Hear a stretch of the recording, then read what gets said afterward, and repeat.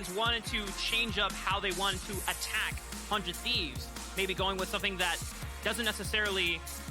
You know what? This is why you don't get baited by champion hovers, because you never know what it's going to be. But if they wanted to go for a little bit more landing power, we eventually got there. This is a different approach to try and shut down 100 Thieves. Yeah, I mean, 6A is a really good Lucian, and the way they piloted it together, I think is very impressive. I just think, yeah, I mean, I think this is a good answer for him, and a lot of it's going in the back of 6A. And he had a good game one, for sure. So, I mean, it's up to him, honestly, playing a draft like this. There it is. Earlier on in the day, something that you mentioned that reigns true here is that if you're going up against 100 Thieves, it's not going to be a 2v2. It's going to be a 2v3 with the closer there. Yeah. If you make it a 3v, it's going to be a 3v3 if you bring your own jungler. So it seems like Golden Guardians trying to play towards bot side a little bit more. I'm not a fan if they're just trying to play towards top side with a Lucian Nami buff, but that's never been Golden Guardians' moniker. They play towards mid and bot lane, so I think that's going to be the case here. Wonder what the response is going to be from 100 Thieves. The other thing, too, is 100 Thieves, upon seeing Lucian and Nami, instead of just going for the Thresh like they did in Game 1, Busio is now going for Nautilus. For you, what do you think is like kind of the thought process for Busio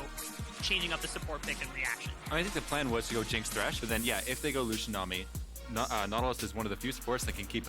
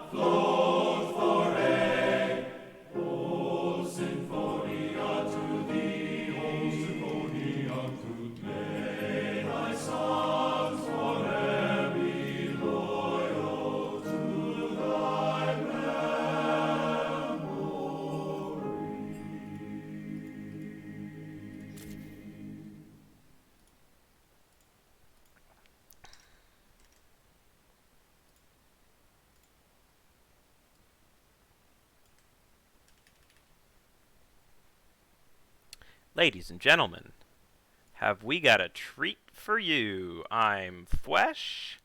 This is Hook My Book. Hello, it's me, Hook My Book. I'm hooking books all the time. Thanks, Hook My Book. We're going to get into pick ban here very shortly. It is VTC versus Onyx. That is Vex in the City versus On God No Cap Yas Queens X. I'm excited to be here to cast some Black Division action for you, brothers and others. Let me get the Let me get the old draft thing set up. See if I do this right. Looks like we got VTC on blue side and we got Onyx on red side. Blue squad, Pedestrian, The Dorian, Necro Guy, Fleeing Panda, and I Am the High Ground. Red side, Oh Greg Boy, Tobex Lol, Stormyon, No Not November, and Quadratic. Two really interesting lineups with a lot of strong players. In particular, I'm going to be keeping my eyes on Stormyon, who sometimes just pops off beyond belief, and so we'll see if VTC can kind of put a lid on him and keep him from taking the game over. On the blue side, I'm going to be looking at Necro Guy, seeing what they give him, seeing if they give him Renekton. I'm going to be looking at the Dorian and Pedestrian, really strong players, and they've got some really, really good role players in Fleeing Panda and I Am the High Ground, so should be fun to watch. I'm excited. I got a nice glass of red wine. Gonna be a fun time. Gonna be a fun time. Gonna be a fun time.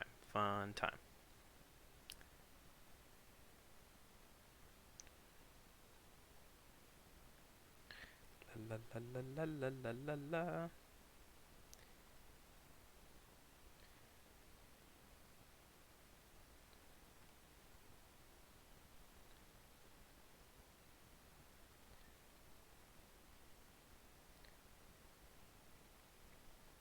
La la la la la. Currently pulling up the LCS on my phone because Bjergsen.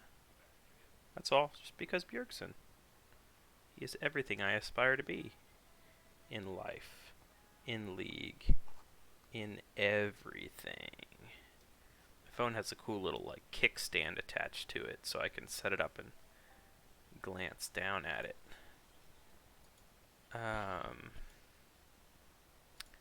Yeah.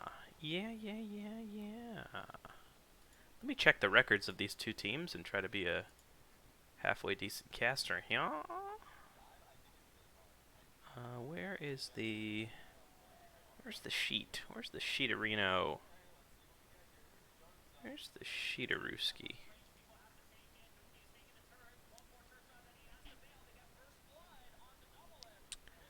Where is le sheeterino? Mid-rankings, PMA LCS Season 10 schedule and stats? Is that it? Okay. So looks like there's a ton of parity in Black Division. Tons of teams really, really clumped up in the standings. Onyx appears to be at 5-3, and Vexen the City appears to be at 4-4. So these two teams really could not be much closer in the standings. That's cool. You got Goated Lads and Handsome Fellas at the tip top of the division at 7-1.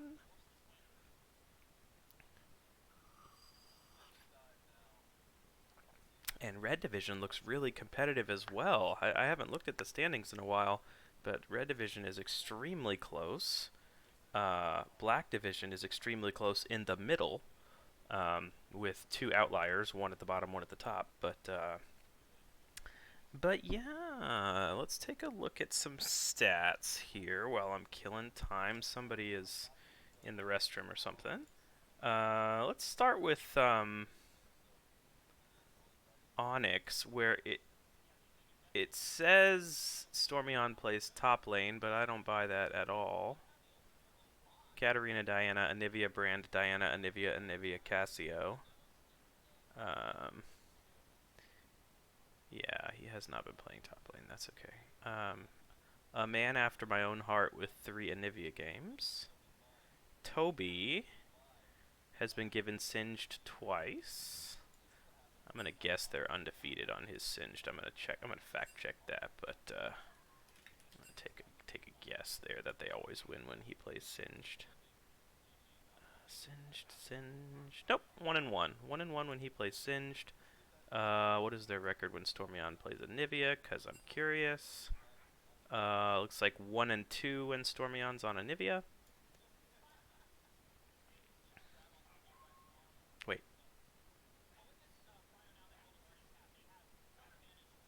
Wait.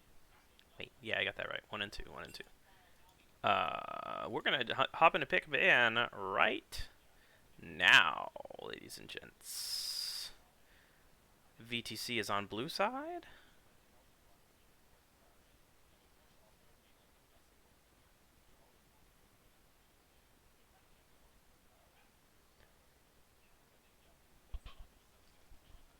And away we go.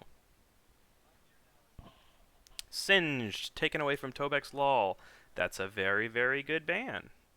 I'm not going to say he's a Singed one trick, but certainly a Singed main. Kaisa, taken away from, I'm going to assume the Dorian? Let me see if I can check my Statarinos real quick instead of making stuff up. Fizz, taken away from Stormion. Nocturne, taken away from, I believe, Pedestrian. Katarina taken away from Stormion, so they're taking away Stormion's S-tier assassin picks. They're going to leave up his Anivia. I believe he also plays Vel'Koz, if memory serves. And Yuumi is going to get banned by the red team.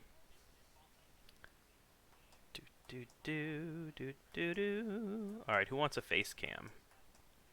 Who wants a face cam? That's the real question. Diana first picked for VTC. That's a denial pick. It is a flex pick, probably going jungle. But, you know. Alright, y'all can have my beautiful face until Hookie joins us. I like to wear my headset as a headband because my hair is very long. VTC locking in the Diana. A Mumu coming in here for Onyx. That's a flex pick, but I believe Tobex Lol has played its support multiple times. And there's a Swain, also a flex pick. Let me see if I can figure out who has played Swain on their team and in what role. Swain has been played, oh yeah, Quadratic is a Swain main. He is very much a Swain main, and I think he takes it top typically, but could be support. I expect the Amumu to be support, however. It is a flex pick. Who's their jungler? No cap, who's their jungler? Is Toby jungling? Greg Boy, no not. I don't know. Heimerdinger is a power pick for I Am the High Ground, and so they're going to have a Varus Heimerdinger bot lane. That is quite annoying in a good way, so good for them. I Am the High Ground is a very formidable Heimerdinger player, and Varus has been played several times by No Not November. Several times, wow. And it looks like they have... Looks like they're like 4-1 when he plays Varus. Nice.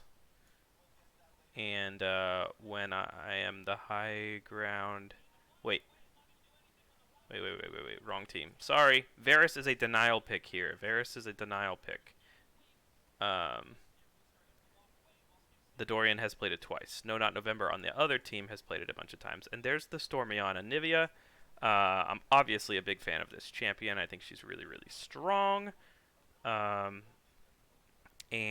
we'll see how Stormion does. We'll see how he does. See how he do.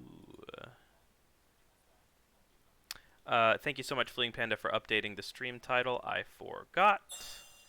Really appreciate it.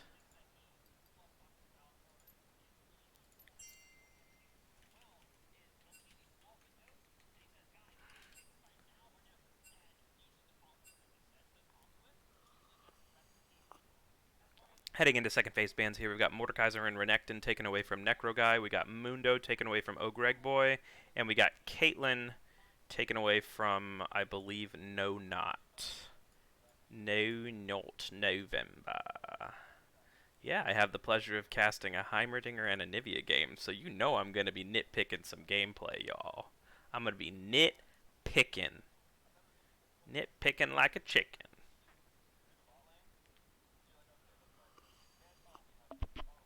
Sivir, always a PMA LCS staple.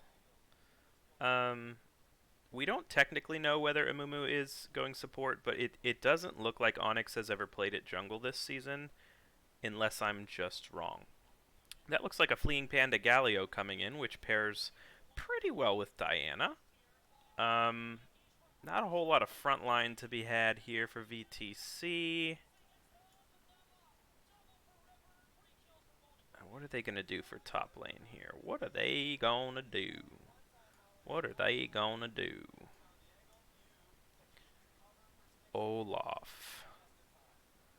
Definitely a powerful pick. I'm just not seeing a ton of cohesion out of this VTC comp.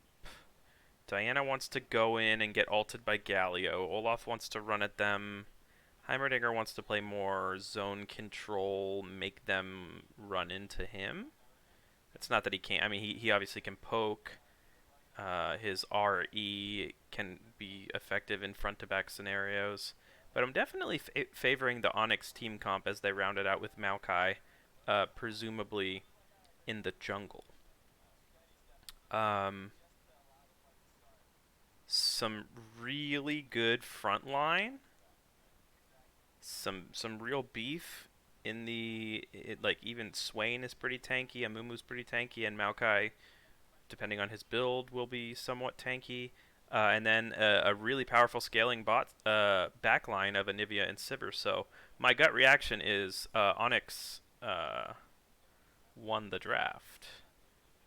That's my hot take. However,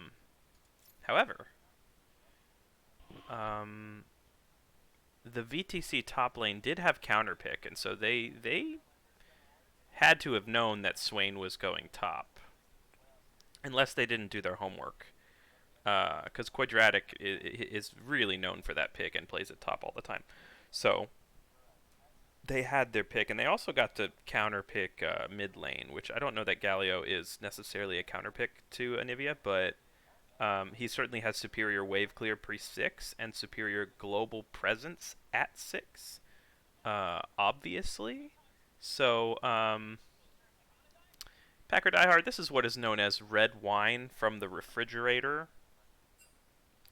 It's a very nice, oh, I don't know, 2020 Austin, Texas red wine from the fridge left over because I'm classy. No, I love red wine. Get nice and mellow, nice and classy. That's the draft, ladies and gentlemen. We're gonna have a few minutes to kill here, so feel free to sound off in the chat about what you expect out of this game.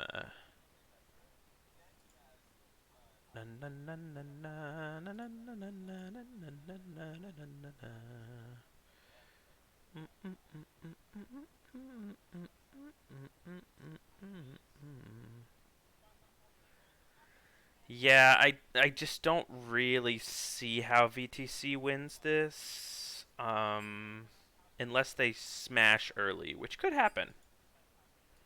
Really could. Like, Varus Heimerdinger is an oppressive lane, and if the Maokai doesn't get down there and help him out, Amumu Sivir's going to have a rough time in that lane, I believe. Galio will have Prio pre-6 for sure, and arguably is a better skirmisher early than Anivia. Anivia is like, if you miss your Q, you're just like screwed. So you only get one shot. And then Olaf is certainly very powerful early. So I guess what I'm saying is I'm going to give the nod to VTC early and Onyx late. Onyx has a better team comp, better scaling for sure. VTC got an opportunity to draft what could end up being 3 winning lanes. maybe, arguably, debatably. So we'll see. My client's size is all out of whack. Why is that? Why is my... Oh, because I did a reinstall recently is what I did. What is happening? Huh.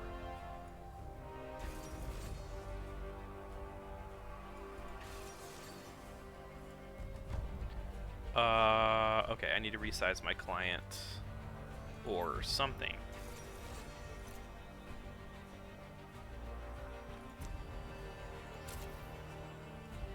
That made it worse. Cool.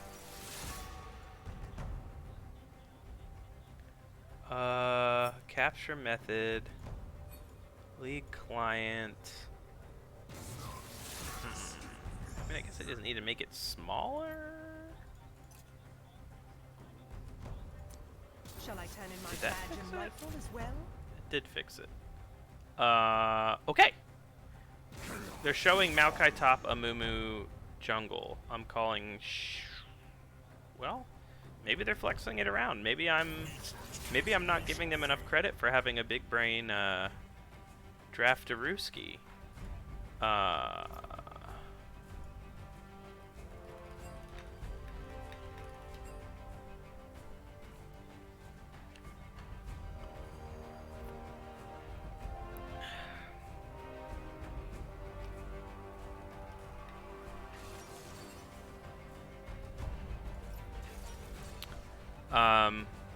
They're bluffing Swain support Maokai top, Amumu jungle. So they're being real creative with flexing around, or they're bluffing. Because I don't. Does Quadratic play support? I don't know. Does Quadratic play support? Let me see.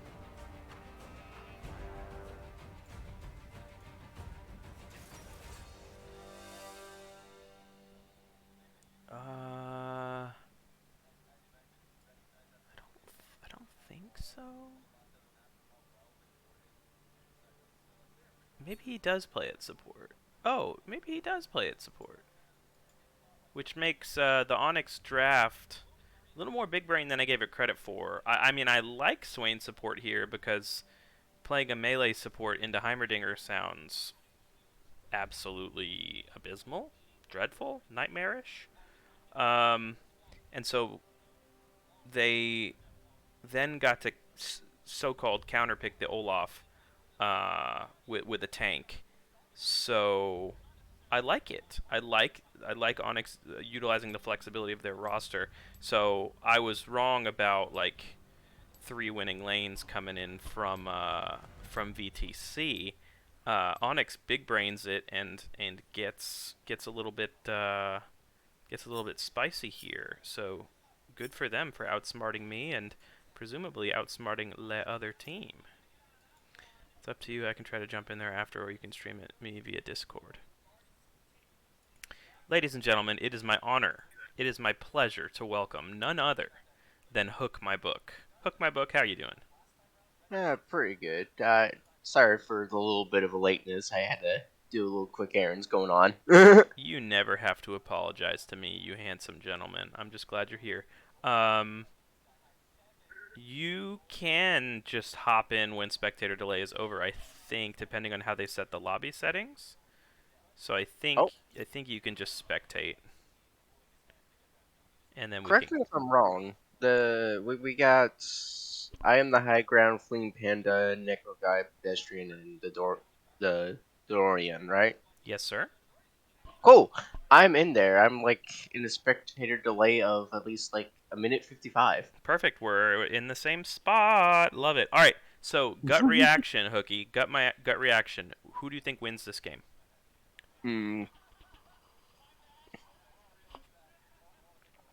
Currently looking at the little bit of the roundabout from your screen right now, considering that mine hasn't fully loaded up yet.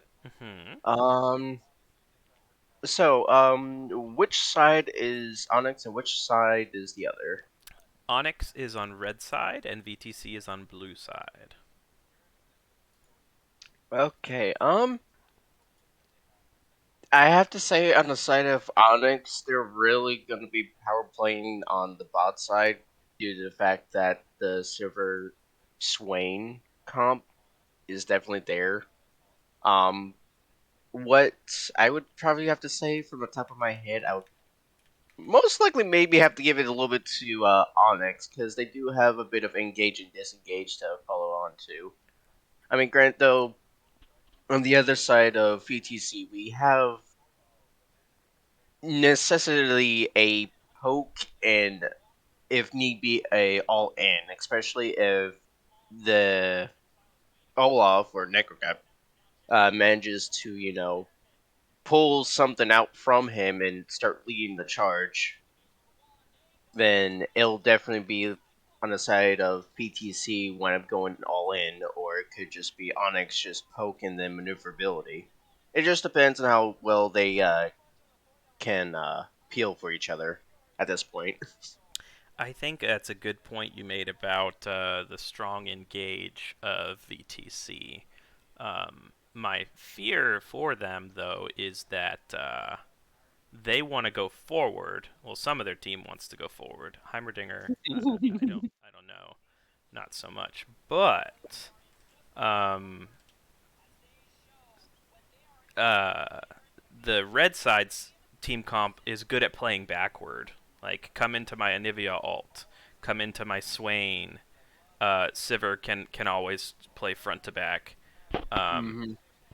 they have plenty of peel for their carries. So I am just super interested to see how this plays out. I think I give the early game advantage to the blue side here. Let me see if my stream is doing what it's supposed to be doing. Kind of, sort of. Go ahead and pause for me when you get in the game as I'm setting up overlays and You're right. whatnot. I appreciate you, sir. Yeet. That my good old. We hear munching on 6. Okay, I pressed U, I, O, U, X, something, something. Alright, let's synchronize our watches. Can we start at 5 seconds? I'm currently still in the midst of waiting for the game to load. Alright, Summoner, I will wait for you. I am sitting at 5 seconds. Ladies and gentlemen, we got Black Division. Is the game not showing? Why is the game... Hello? The game's not showing, is it? Oh, hello. There we go. I don't think the game is showing on stream. Let me check for Okay, you. I'll fix it. I'll try to fix it. Okay, let's try this again. I just did a reinstall of League of Legends recently, which, by the way,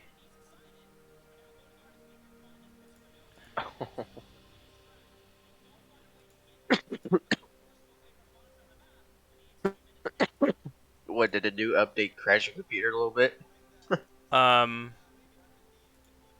it didn't crash my computer, but it like reset all my settings and stuff. Okay. Yeah, that would do it.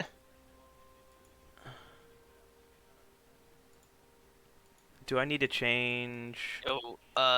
So it was happening to me too. If you hit O, then or just hit U to bring up the time controls, and you just skip forward, it should just load the game in because it's stuck preload right now. Yeah, no, Unfortunately. I've seen that issue before. I was having a different issue, but I think I just Oh. fixed it. I think I just had to change my client to borderless. I Alright, think. cool. I appreciate you though. Thank you, Yep, good alright. sir. Good luck. Hooky, are you ready at 5 seconds? I have a feeling like that. So if you, maybe you might be Maybe. having the problem he was talking about, where you have to use like the playback button, and you have to manually move the time of the game to move it forward, or else it won't go. I'm currently stuck in the preloading screen right now. Like on portraits and stuff? Yeah. Okay, well, I'm going to go without you. You let me know when you're in the game. Alright. Much love, brother. Much love. I don't want to delay things too much.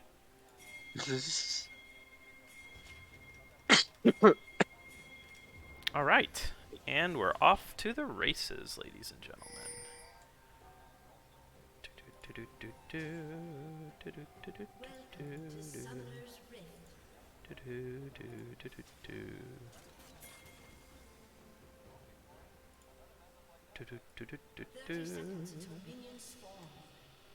Alright, we got a 5-man bot going in. I am the high ground's going to be in trouble here unless they miss all their skill shots. Oh, they hit some. I am the high ground's going to burn his flash and his ignite. Nice 5-man bot side engage from Onyx. You love to see it. My chat is a little bit big, isn't it?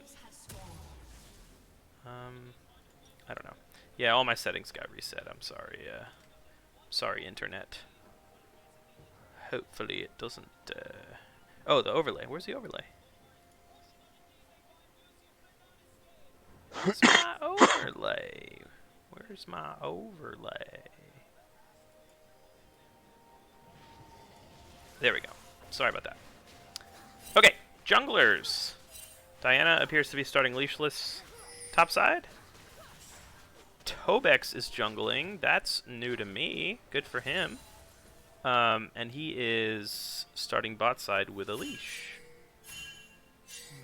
Necro guy took the utmost aggressive summoner spells, Ignite and Ghost in the top lane. So he's going to try and smash this Maokai into the ground. We'll see if he succeeds.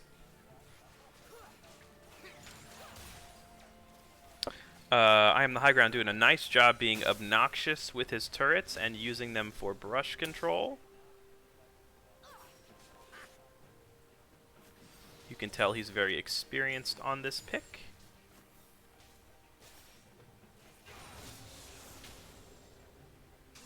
And Maokai has yet to pick up any CS because Olaf is just posturing so aggressively and he's so strong early. So Maokai is level 2, but he has 0 CS. Doesn't want to walk up to the Olaf, who is presumably going to stack this third wave, crash it, and maybe get a cheater recall off. So some really high-level top lane play happening from Necro Guy, showing that he is the real deal.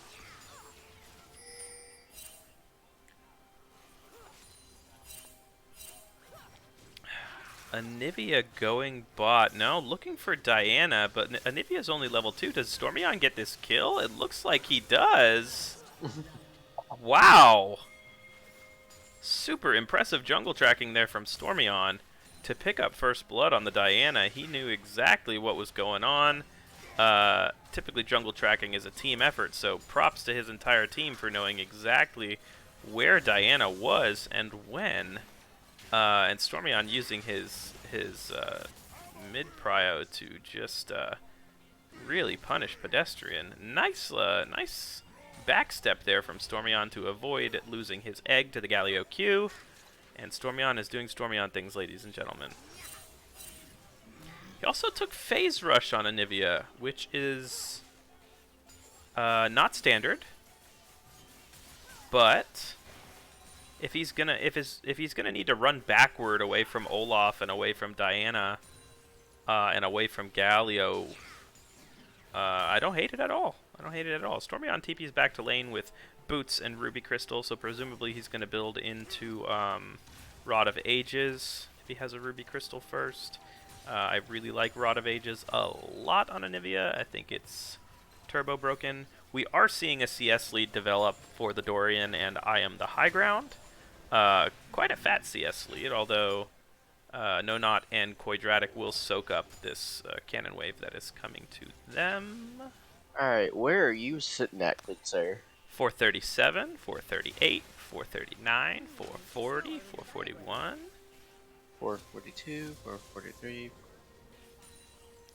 Yeah, you might be a second or two behind me, but you're pretty I was pretty way darn up. close. I was way actually up above you. I was just counting when you up. Alright, I I'm at 358, 359, 4. Now you're a minute behind me. A minute or a second? A minute. I'm at 510, 511, 512. The thing Alright, about now it's 519. yeah, that's where 520. I am. Good. Cool. Right on the Alright. money. Welcome to the cast, Hookie. We missed you. Alright, it seems like I missed a little bit of scrapings that's been going on here. Greg Boy wanted to gain a flash and pushing out Necro Guy. Yeah, really nicely played by Necro Guy from a wave management standpoint. He played the bounce back flawlessly. He let the wave come back to him, which effectively makes the lane longer for the Maokai, so the Maokai has to step up farther and farther and farther, and Olaf likes that. He likes a long lane to chase down his prey, so huge CS lead there for Necro Guy. Flash out of the Dorian. He tries to finish off Tobek's law. Does not quite, but Toby is stuck in the alcove. He's alcove gaming. Is he going to get I am the high ground? He is. Holy moly, Toby. Nice job. Is he going to get out? I don't think so. The Dorian, pew, pew, pew, picks up the kill. Nope. Or he got pedestrian already getting pulled in for the shenanigans. Shenanigans indeed. Pedestrian flashes onto No Not November, picks up the kill. He's mad, but he ain't stressed.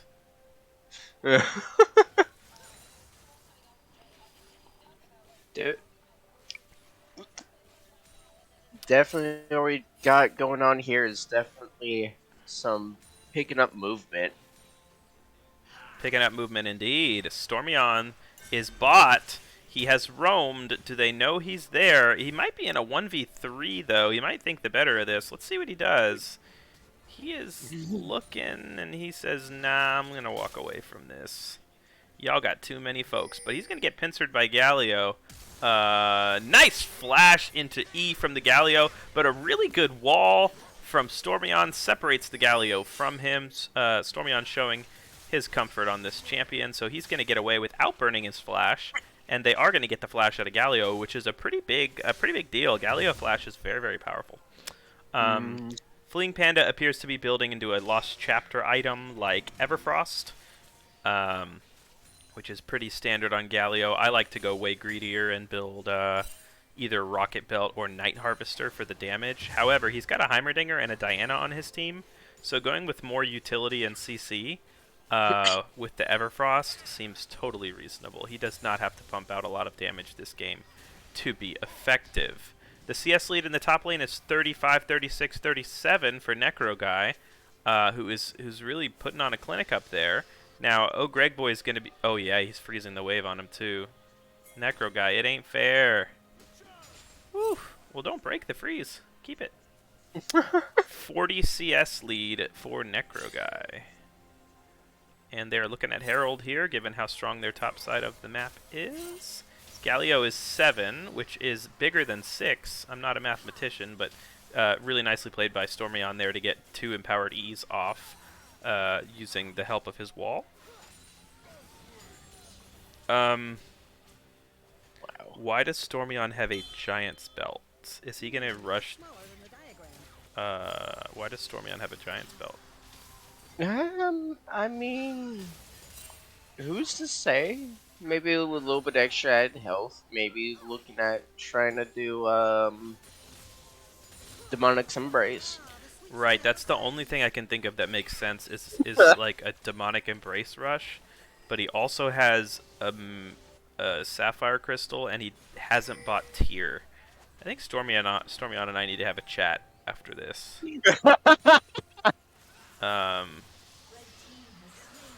Like, why? Look at... Okay, so he's very, very which means he has to back. If he had Lost Chapter here, would he be Like, Lost Chapter is equal to the money, roughly the money that he spent on a Giant's Belt and a Sapphire Crystal, right? Like, or he could have Catalyst, which is not as much mana sustain, but still mana sustain, but instead, he has a Giant's Belt and a Sapphire Crystal. And a fight going down bot side. Down goes I am the high ground.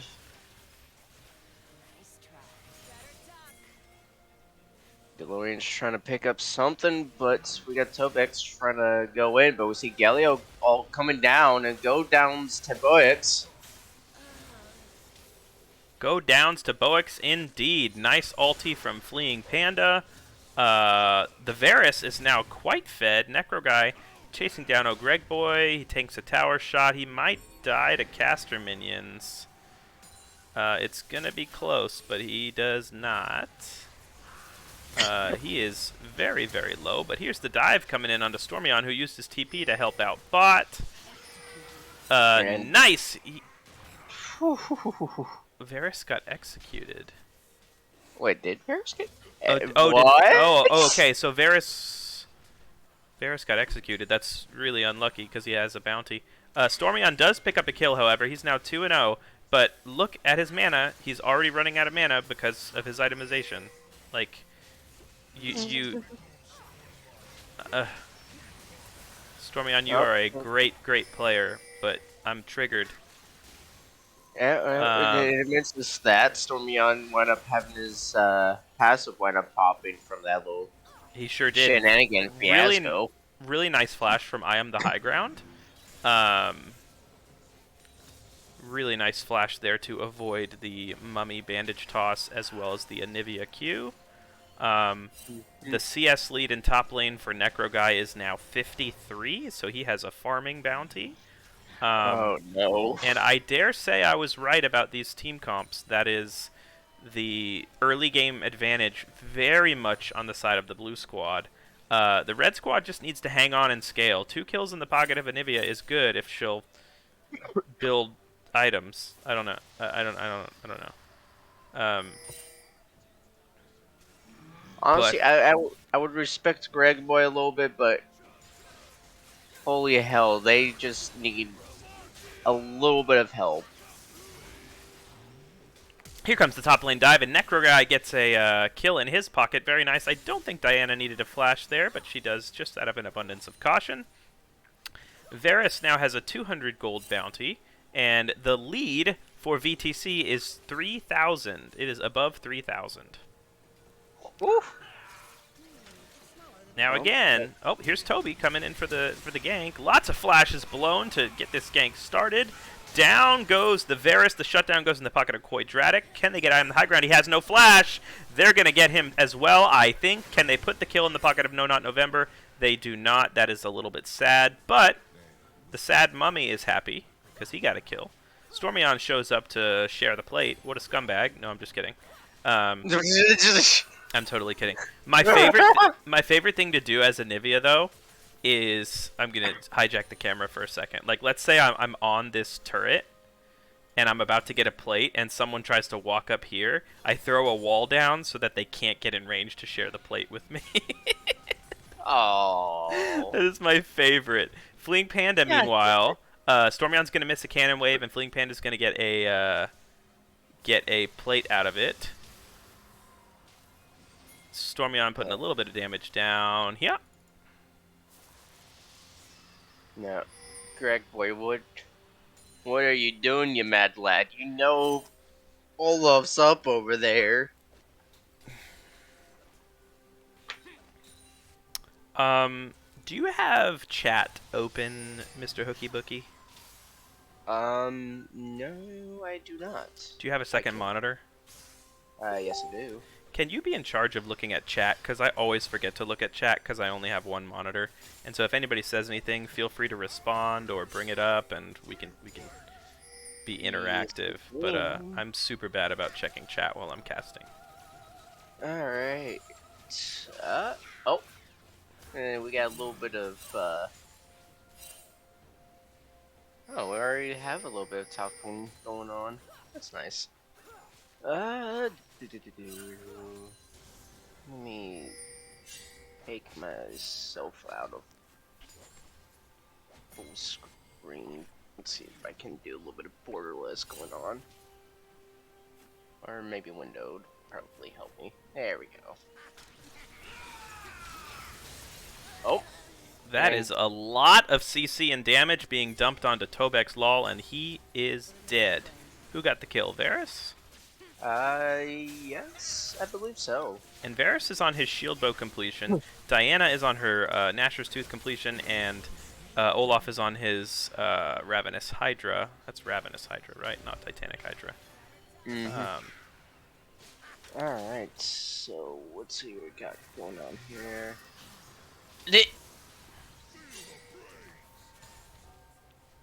Well, yes, indeed, Olaf is super impressive early.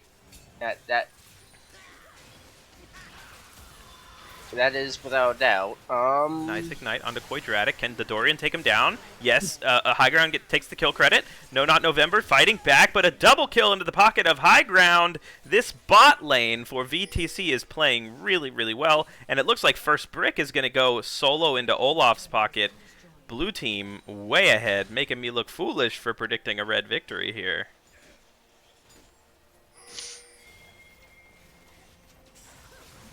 Oh, a little bit of ult going from the Mumu. And we were wind up seeing a TP going down. And we have Stormion over here. See if we can make anything of this. Nice sidestep from the Dorian. Oh, and we're still doing a slugfest. Is Stormion gonna get caught out? Nope, but Toby definitely is. Stormion does get his egg out, and down goes Stormion. Down goes Stormion. I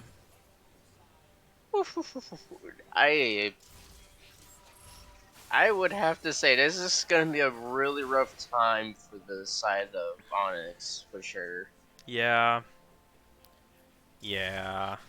7k gold lead for VTC. They're playing super, super, super well around their win cons, around their strong pushing lanes. Honestly,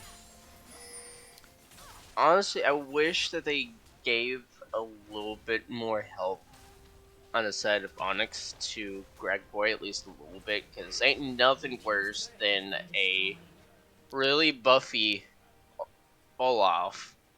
Because now they have 2 to 3 sets of win con on the side of TPC. Buffy the Maokai Slayer, am I right? Or am I right? Fling Panda in a world of trouble here. It is a 1v3 in the mid lane. He is tanky thanks to... I don't think Tanky would help him on this account.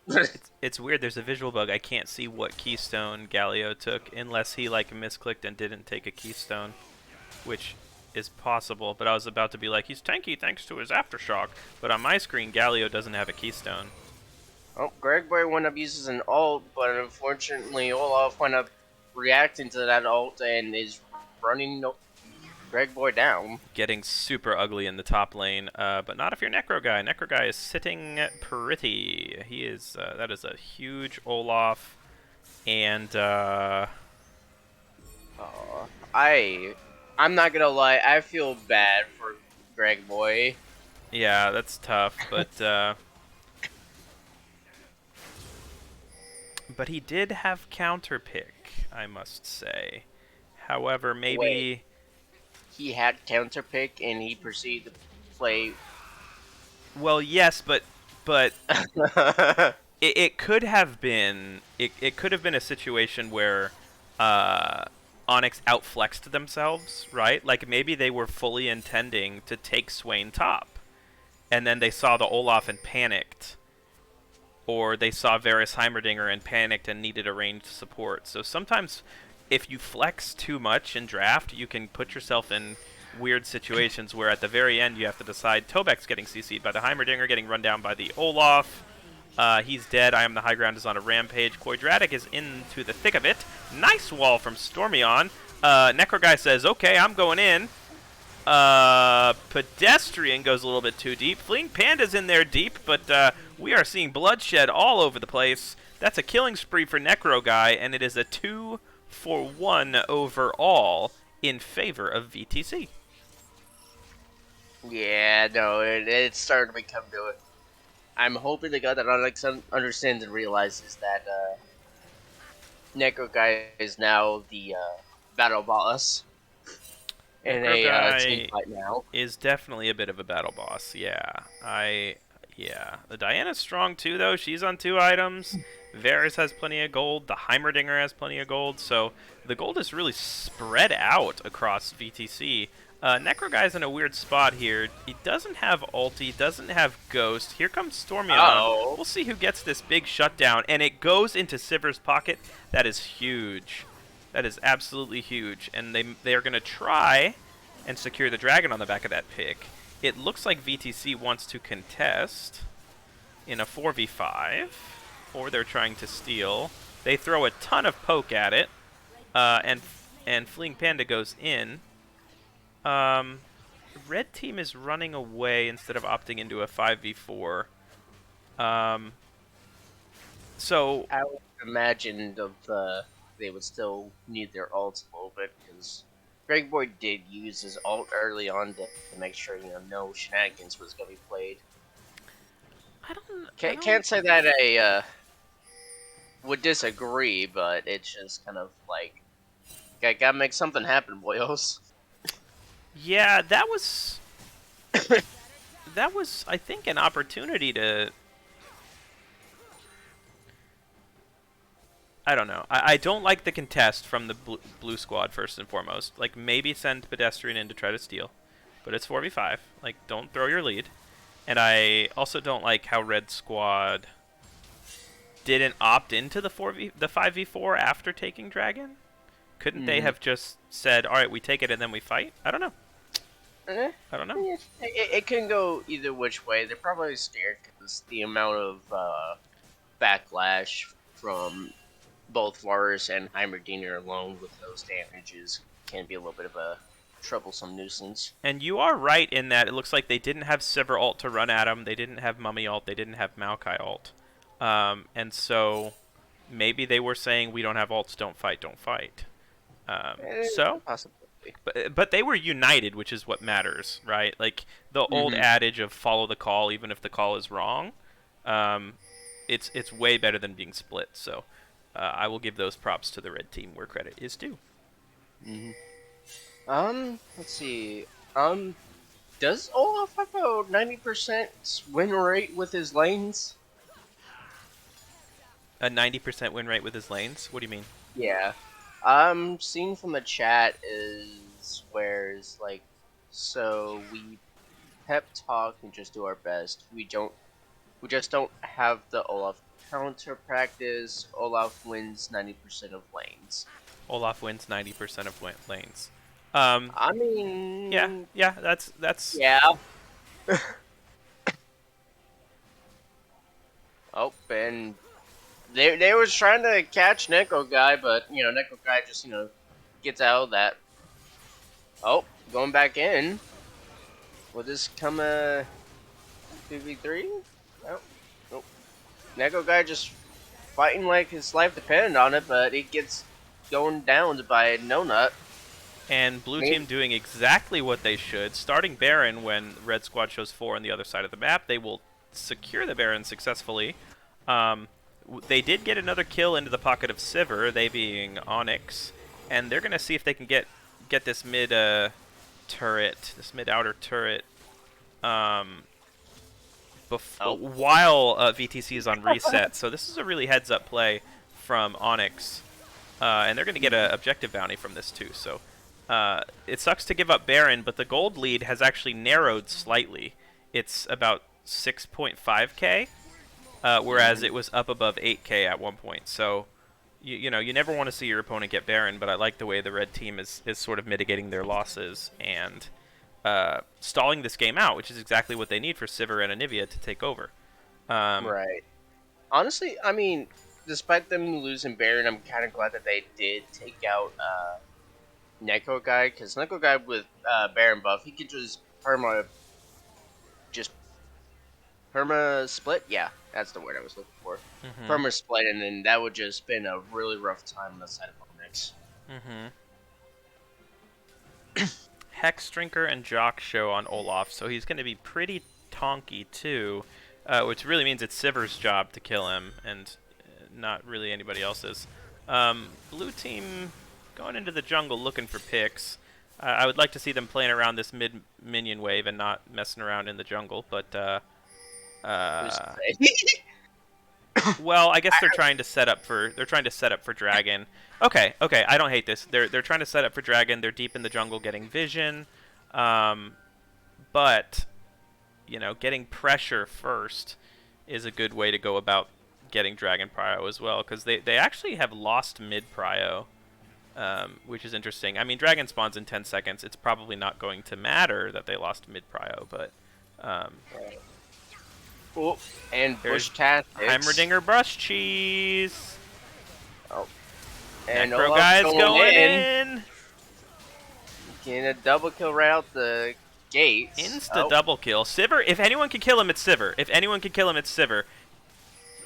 No Not kiting really nicely. Kiting really nicely. No Not's gonna finish him off. And No Not on 2.5 items is able to take down the Olaf. Now it's a 2-for-1 in favor of VTC, but we are seeing that Olaf is mortal and Sivir is scaling up. Stormyon seeing if he can pick up a kill here, but Fleeing Panda flashes. Fleeing Panda flashed onto No Not, who flashed away, I think is what happened. Directed camera didn't do me any favors there, but Ocean Drake number 2 is going to go over to VTC. The gold lead is 7k, but Sivir is getting stronger, and Anivia has hit a really nice 2-item breakpoint after building weird components in a weird order early game. She's now, you know, Liandry's into Demonic is nothing to scoff at. You know, it's not my build, but like it's not my preferred build, but like that's a really strong combination of items that is gonna melt people down. So we did say that, like, you know, the only thing that could be with that Giant's belt was Demonic Embrace. So I'm kind of glad I was like right on that, because otherwise I'd be a little bit concerned. Yeah. I just would have liked to see Lost Chapter way earlier. Oh yeah, the probably would have, you know, fixed that situation up just slightly. It also, you know, could have been a misclick. Like maybe he bought Ruby Crystal and tried to upgrade it to Catalyst, and he misclicked onto Giant's Belt. That is a plausible narrative as well. Because yeah, but for holding on for that long, who's to say? Oh, nice double stun from Stormyon. The shutdown's going to go in the pocket of Sivir. Quadratic's going to take down the Dorian, and all of a sudden, I feel like this game might be tipping in the direction of Onyx. Their scaling is online. Anivia 2 items, Sivir 2.5. The Mummy is Tonki. Maokai is Brotherly. And nice wall. And the damage of Stormyon's ulti with this build is really, really strong. The double burn on Liandry's and Demonic, so he's gonna melt some people down. You know what? You're not wrong. You're not wrong, Tizzy. It is not Wesh's build. But there are, you know, there are a lot of different ways to build Anivia. Oh, great wall. Burns the Olaf ult, nicely done. Now, aside from the effect of Amumu's ult not being there, they do have a way to, you know, engage on them now. If it was a 5v5. The gold lead is less than 5k now. Objective bounties falling off, and so the red squad is scrapping and staying in there. Sivir has hit her 3-item spike. I'm just gonna say it. I think the red team is in a good position. I think they're gonna win this game. I think they have outscaled. Well, I mean, yeah. I'm not gonna diss or run in that one, but we always have to make sure, you know, do not, you know, underestimate the Olaf, which now is kind of getting shut down because, you know, at the end of the day, Olaf is still Olaf. Yeah. If red team plays smart, plays front to back, Sivir has shown that she can kite. I think the window is closing on VTC. Oh, the Necro guy is just Plan on taking that tower. Well, they don't really have a side lane answer to the Olaf. Flash Q coming in from Stormyon. He says, I am the engage. But he's dead. Big ulti from Galio who comes in. Toby takes out Pedestrian and the Dorian. Red team is winning this fight despite the unorthodox engage. I guess they decide, okay, Olaf's on the other side of the map. We need to engage now. And they do. They win it. And Baron is going to be their prize. Mm-hmm. That is definitely without a doubt. That was a little bit of an unorthodox way of trying to engage. But, I mean, at the end of the day, they did get a win on that fight. And props to Stormyon for, like, taking the lead. He, like, committed suicide so that they could win that fight. You know, like, Flash Q is not the most common engage out there, but he made it work, and he set his team up to win that fight and then get Baron. And looky-loo, the gold lead is only less than 3.5k now. Sivir is at 7 kills, 3 items. They're going to waltz over to Dragon. Their resets are a bit staggered. I'm a little concerned about the fact that Swain's not there. I don't like this, but we see a wall. We see an ult. Okay, excellent zoning from Stormyon. Getting on Soul Point is a big deal. So, props to Onyx. Honestly, I don't blame Onyx for backing off there. I would almost thought and considered if they had that wall and then, yeah, Maokai went up hitting a great deal of that ult. Probably would have been best for Momo to went up going in ulting, and then if Swain was there, probably going in that as well. I might have actually cleaned up shop.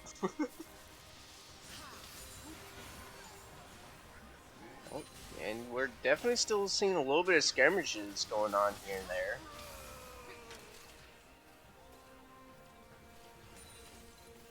I have to say, Onyx definitely pulled them out from the brinks of whatever it was, and they're starting to pick back up now. Now it's TBC to trying to figure out how to play about this now. Nice wall from Stormyon. I am the high ground, has no flash, and he's going to get deleted.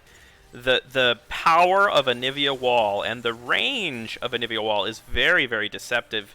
If you overstep, he can really catch you, and he catches another one with it. The Dorian flashing forward. Huge Galio ult, but is it going to be enough? No Not November is still alive. Necroguy is trying to chase him down. He flashes, and he does take down No Not November. Necroguy is trying to 1v5 this fight. He is going, he cannot be stopped. Stormyon has no egg. It's a triple kill for Necroguy. Can he put it on the page, though? It's a quadra kill for Necroguy. Respect the whole lot of people. It's not there to sneeze at. Woo! Oh, hell. Don't you dare sneeze at Olaf. Oh, man, oh, man, oh, man, oh, man, oh, man. And that right there is definitely a team wipe and a lot of gold going on to Olaf. So that's a definite force to be reckoned with now. Yeah, holy moly. Now, Sivir has completed 4 items. I apologize. I don't know if she was on 4 items for that fight. She is on 4 items now. Blue Squad doesn't get a whole lot off of that. There's no Elder for them to take. There's no Soul. There's no Baron. However, a hell of a defensive stand that results in a quadra kill for Olaf, and he's now 4.5 items. So he's a happy Viking. Mm-hmm. I don't know how to feel with Onyx going in at them, especially with that tower that was still being up, because there was a lot of probably potential turret damage that someone or people started taking. Yeah, I was actually going to make the same point. Like, maybe they should have just hard focused the tower first. But I would love to rewatch that fight. As a matter of fact, I might rewatch it in between games or something, because that was That was really, really fun to watch.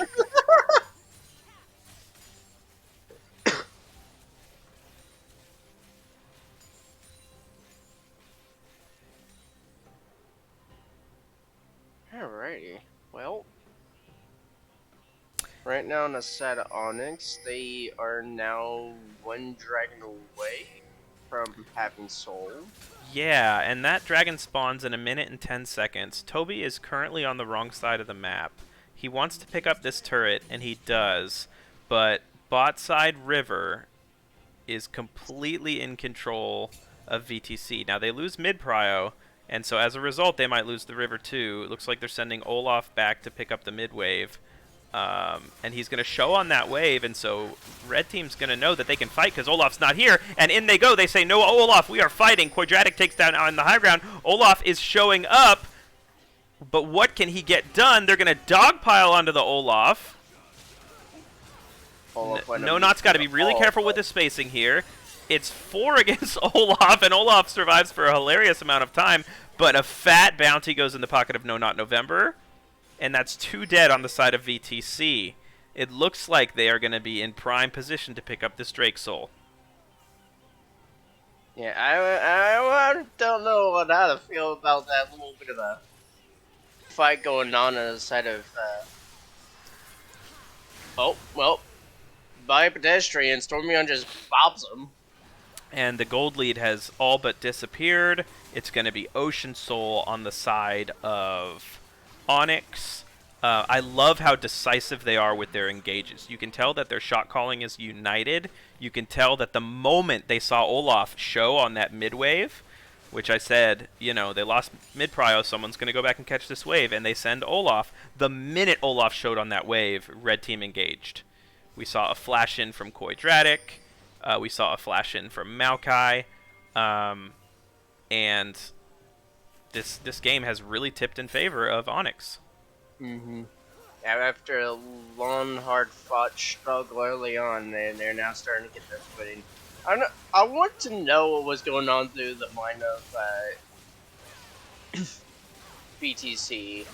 Honestly, they'd known that they had to catch wave mid, but what I was kind of curious about is why did the rest of them still stay there? Because they know that Olaf was going to be their main body to try and fight against them, so it was just kind of weird to see them still there and not at least back off a little bit, seeing as where the team was. Yeah, it was a little bit of a split call, and prepping objectives early, I think, is a really interesting sort of catch-22, because there is such thing as prepping an objective too early. If you lose control of your minion waves, you lose the push, then you get in a really awkward situation, which is where VTC found themselves, where they were in the river with complete control, but they were there so early they lost mid-prio, and they're, you know, you hate to see minion waves just go unanswered, and so someone, you know, volunteered to go get it, and that was all the window that Onyx needed to engage. So it's an interesting dance. It's a really interesting dance, objective preparation. Yeah, probably would have been best to happen is, considering the fact that when they were setting up, the dragon was still up for a good, like, 1 minute 20 seconds. Time could be wrong, but they set up it really early, so probably would have. Their thought process was being set up that early. It was trying to see if they can't, like, take a poke, or not take a poke, but try to take a pick out. Oh. There's the power of the Anivia wall. Pedestrian trying to Zonya's. No Not is free firing in the back line. Fleeing Panda is in. He's Zonya's. Stormion is picking him off. No one has touched No Not. 3 dead on the side of VTC. Nice bandage toss from the Mummy. That's 4 dead. It's going to be a clean sweep. And all of a sudden, they have the gold lead, but more importantly, they have the Nexus in their sights. Farm for late, boys. Outscale. We got this. It's Onyx taking a 1-0 lead over VTC. I have to say, on the side of Onyx, fairly well played.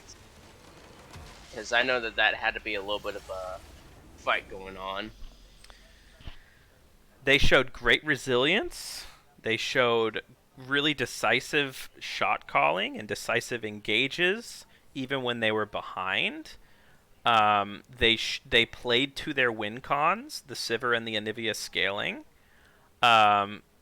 They drafted a comp with clear win cons, clear strengths, and that's all she wrote. The massive early game lead, not enough for VTC because of the scaling and the team comp diff, I dare say. Hats off to both teams. That was super fun to watch. We're going to get into game 2 here shortly. And Are we doing the good old MVPs? Do you know how to do that? Yeah, I'm currently in the midst of setting that up right now. I just figured I would ask out of. If you would, good sir, please do so. Right. Greg Boy, WX.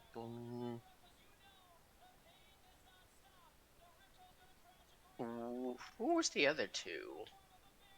Was it Quadratic? Quadratic. Mm-hmm. Okay.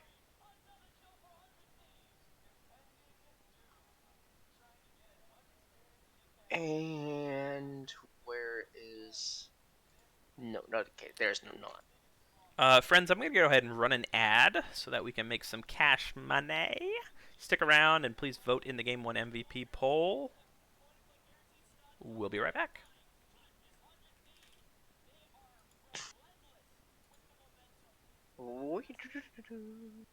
Alright, there we are. I'm going to try to run an ad. Let's see if it lets me. I can run an ad right now. How dare you? How dare you? Alright, I did it. Oh, the ad failed to run. Did you do it? Yeah. You scumbag. No, I'm just kidding. With hearts and loves. Alright, for those that are still doing the good old subscription, hello people, we do love you. And we already see... Oh, this was 6 days ago. Holy heck. Rob, if you're here, why are you subscribed for 57 months? Oh dear lord.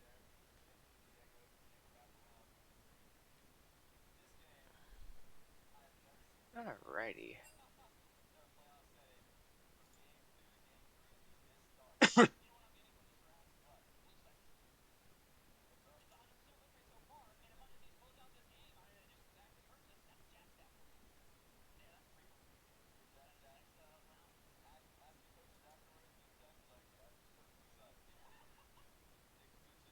Alrighty.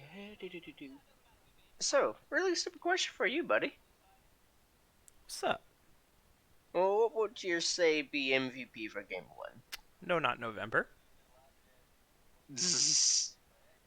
You say no, not from November. I have to give my love to Greg Boy because I feel bad. That man played. The tilt-proof honor? Is that what you're saying?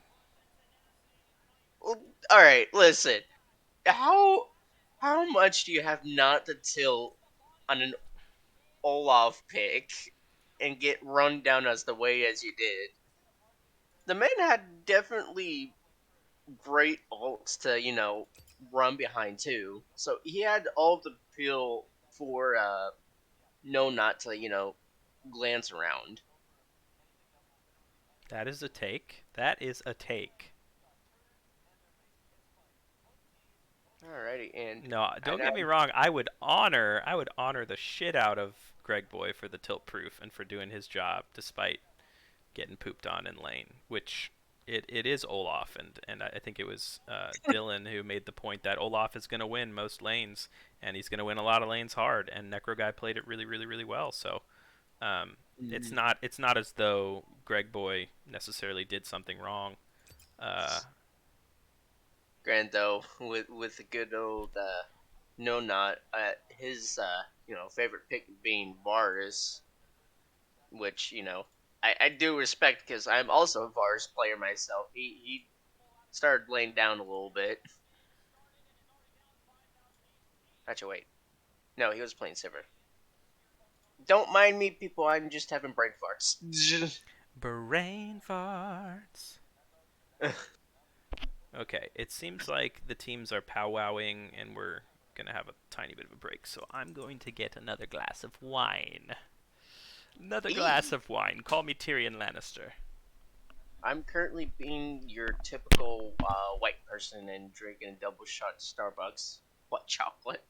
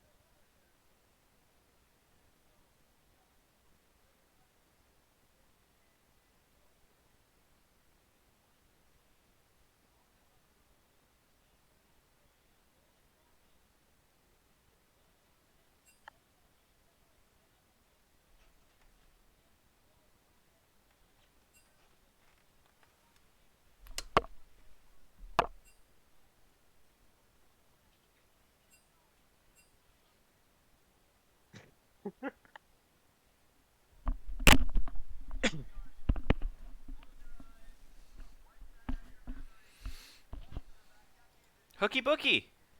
You doing? Are you ready, Weddy? Ready as I ever be. All right. Let's do this thing.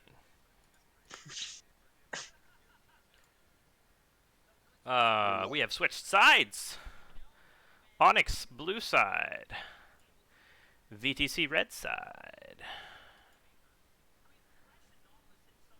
Hooky booky. Draft is you. I will follow your lead. Yeah, ready. Well, let's see. Who we starting off on the band? Okay, on the side of Onyx. And Onyx doesn't want to see Nocturne. Very fair.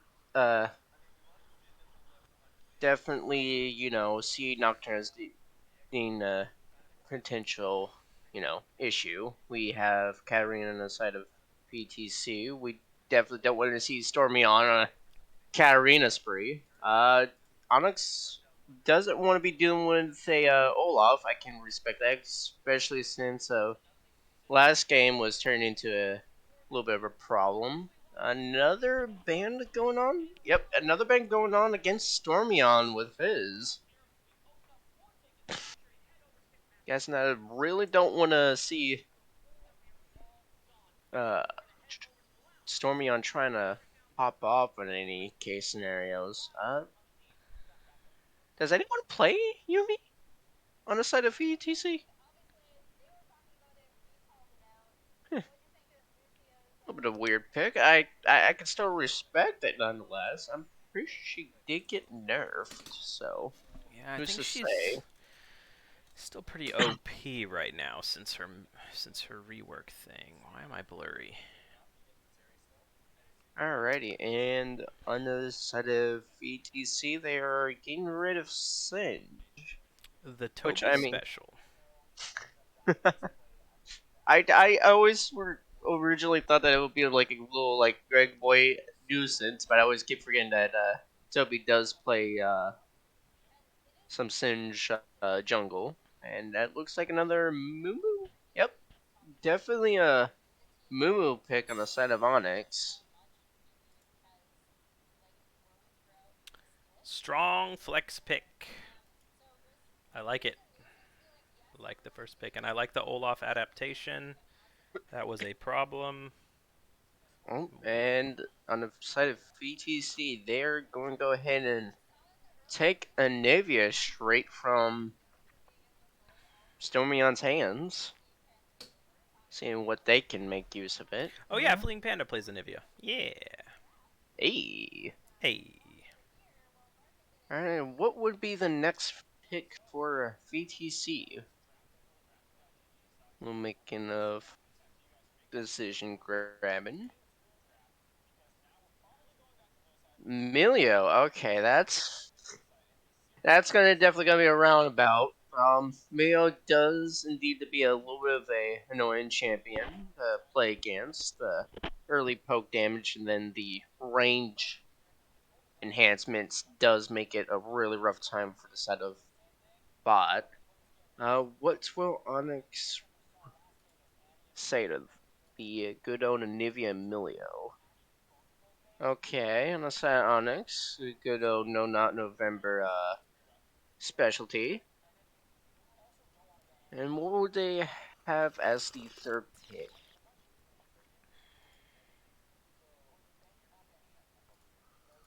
Annie to is it? Yep, and definitely looks like Annie going against Anivia could be Annie support. Who's to say? I know that Quadratic does play a little bit of Annie support, so it could be a little bit of a nuisance going on. What would be the third pick for VTC? We already would have seen a jungle and an ADC, and could be a flex between mid or support. So it just depends on how VTC wants to rally out this one. And an ADC going out with Ezreal. Definitely, I would almost wanted to see a little bit of a Caitlyn or Jin pick, but you know Ezreal also seems fine. And if ETC doesn't want to wind up seeing Zyra, so I guess that's a little bit respective.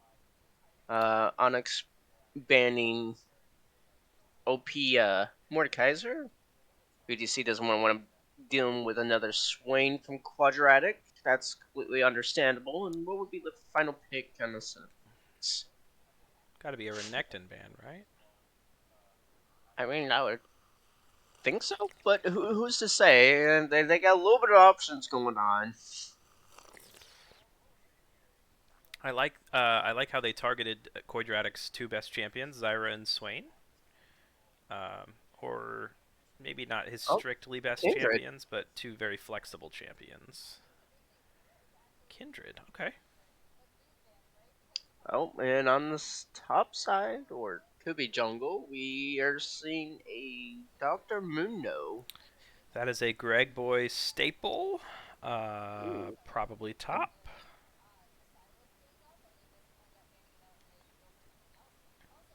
Wait, but Greg Boy's on the side of Onyx, right? I don't remember. Yeah, Greg Boy's on the blue side. Well, then it's a great denial pick.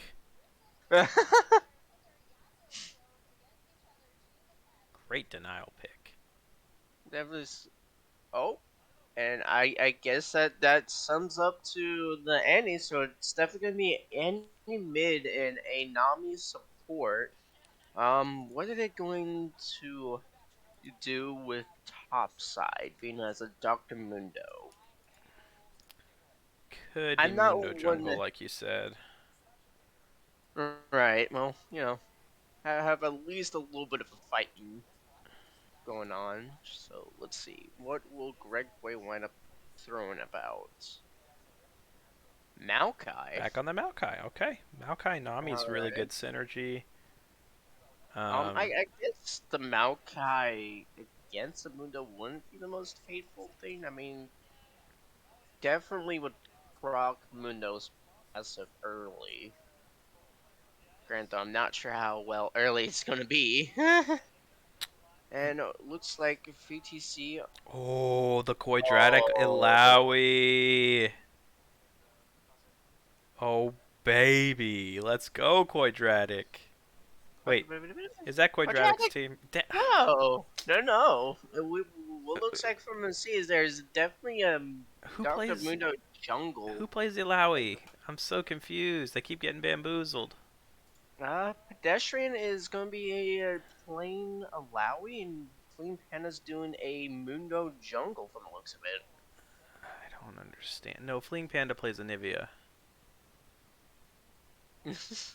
Wait, their lineup is so weird. The Dorian Ezreal. Does No Not play Ilaoi? Wait, no, No Not's on the other team, isn't he? Yeah, No Not's actually playing Varus. Quadratic's going to be playing the Nami. We have Stormyon as Annie. Toby's going to be playing Mumu, and we got Greg Boy with his substantial Maokai top. And on the side of ATC, we have Ezra Mayo, so I'm assuming that would be the High Ground DeLorean down there. Fleeing Panda being a Anivia. And as for the Dr. Mundo and Alawi, a little bit of a weird flex going on. Weird flex indeed. Oh Well, my. On the side of Onyx, you really have a very strong synergic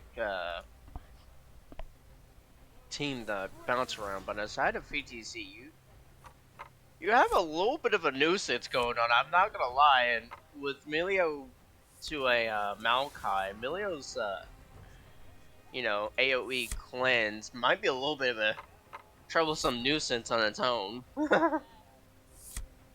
Yeah, I do want to point out that Onyx has a pretty insane amount of CC. Mm-hmm. So it just depends on what Milio wants to cleanse in a little bit of a big skirmish fight. It's definitely going to be a little bit of a rough uphill battle on the side of Onyx, but on the side of VTC, I mean, they're thick. Don't get me wrong, they're thick. But they really want to try and focus down the bot side, especially with the Varus, because if Varus winds up getting ahead, even by a small margin, he can definitely start shredding the tanks, especially with the kit that he has. So it's definitely a interesting take from both sides. So it's hard to tell. Now, granted, it's gonna be a little bit rough due to the fact that we do see a Milio Ezreal, which both have more than enough poking capabilities against a Nami Varus. So there's a good chance that Onyx may have to play a little bit safe on the side of bot side. You think so? Both- You think Ezreal Milio can poke as much as Varus Nami? Yes, I've seen Milio support, and the early damage is dumb. Okay. It is okay. very I I don't really even know what the champion does, so I will defer to your expertise on that one, good sir. So Milio is your Gudoed support champion that does us far. I might actually have to pull up Milio's kit real quick.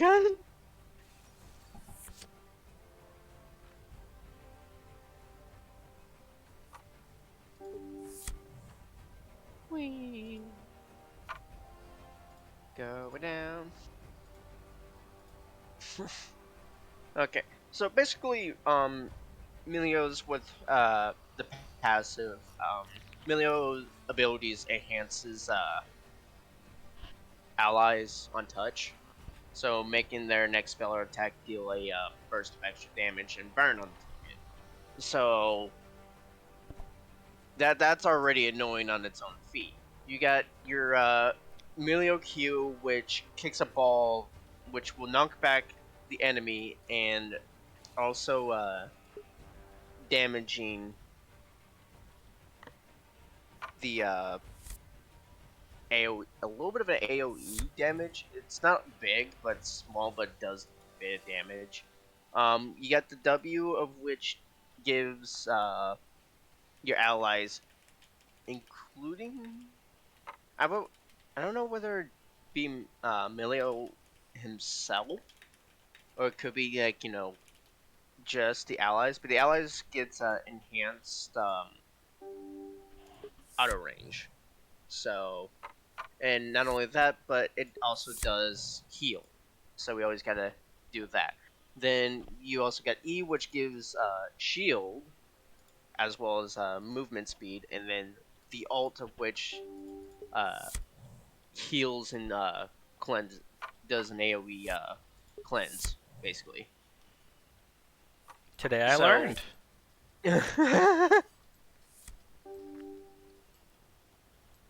It's what you call a really annoying champion early. I know Uh. he He. got hotfix nerfed recently. Let's check the old win rate.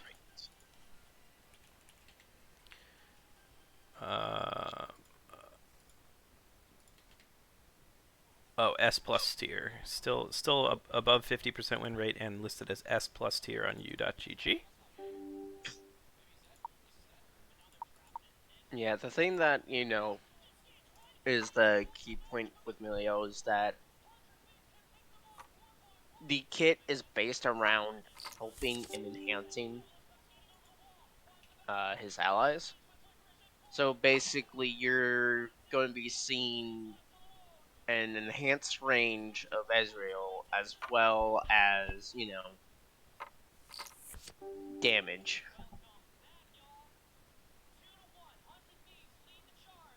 Grant though, the damage probably isn't as much with the enhancement, but I would say with the Q being as the nuisance that it is, it does, it's pretty much a nuisance on its own. Let's see, general deal, not particularly hard to pick up. His kit, pretty much standard enchanter. Yeah, that Milio is pretty much the standard enchanter. Um, Definitely a nuisance, full on nuisance. 10 out of 10.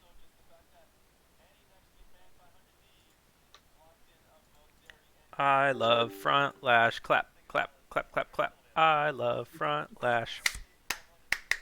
All right. Well, All right, who you got? Who you got, Hooky? Who you got? Who's gonna win? I want to give my vote again to Onyx, but VTC has a bit of a pick going on, and I'm kind of interested to see how well this goes. So I may give my little bit of love to VTC.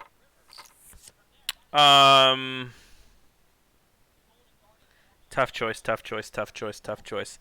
My heart wants to root for the Alawi 1v5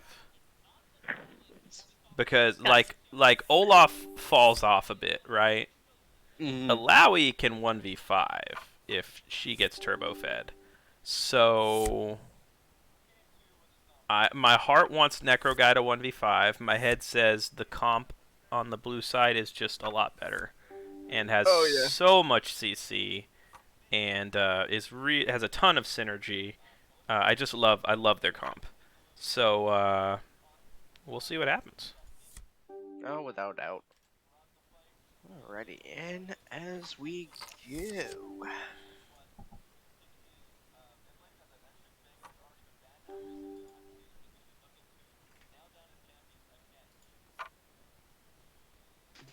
Alrighty, do I skip one?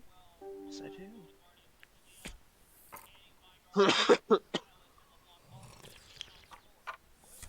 Alright, am I doing the right thing, OBS? Kind of, sort of. Okay, the overlay is premature, that's okay. Smite Ignite on a Moo. Toby feeling spicy!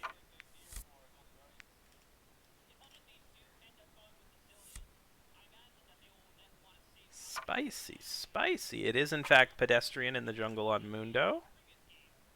It is Annie with Ignite mid against Fleeing Panda's Nivea. Let's pause at 10 seconds, okay, Hooky? Alrighty. Alright. Ready? Yep. On your mark, get set, and go.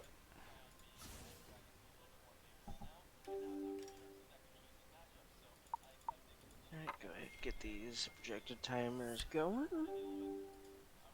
And we're already looking to see in side of Onyx a little bit of a 5-point going on.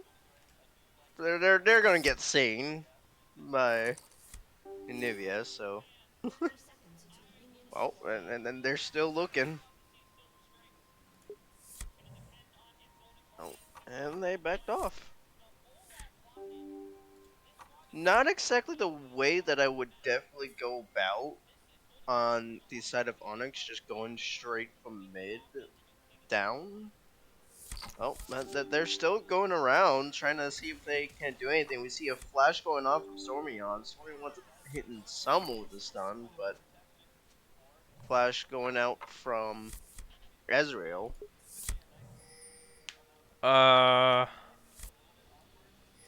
Yeah. That's a big cooldown blown on both sides. How many seconds are you on? 127, 128. Cool. So we're still there. Lit, bro, lit. I have to say it was a little bit of a roundabout going on for the side of Onyx. I don't think I would have gone that full on route. I would have at least liked them to see going into their jungle and then probably maybe going down and then up, but I'm not one much to say. I am also not one much to say. Alright, and we're seeing a little bit of a... Oh, I need to get my portraits in order. I apologize. Internet, audience, world. Alright, and we're seeing a little bit of poking going on from each side. Yeah, we're just seeing a little bit of a still usual things going around. A little bit poking here and there. Farming.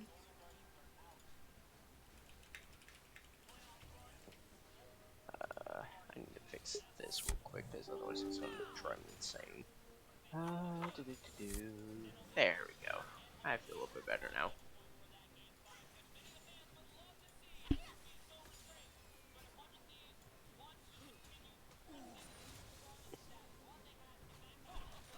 Alrighty, and still seeing a little bit of a slap fest going on. Greg Boy going on Oh, Necro. Flash. Necro. Seeing a flash gain out from Necro, making sure he doesn't wind up going down, but he does get a little bit of beating going on, especially if I'm taking a shot on under turret. Let's see, we're seeing a little bit of poking. Quadratic went up, getting a Q going off.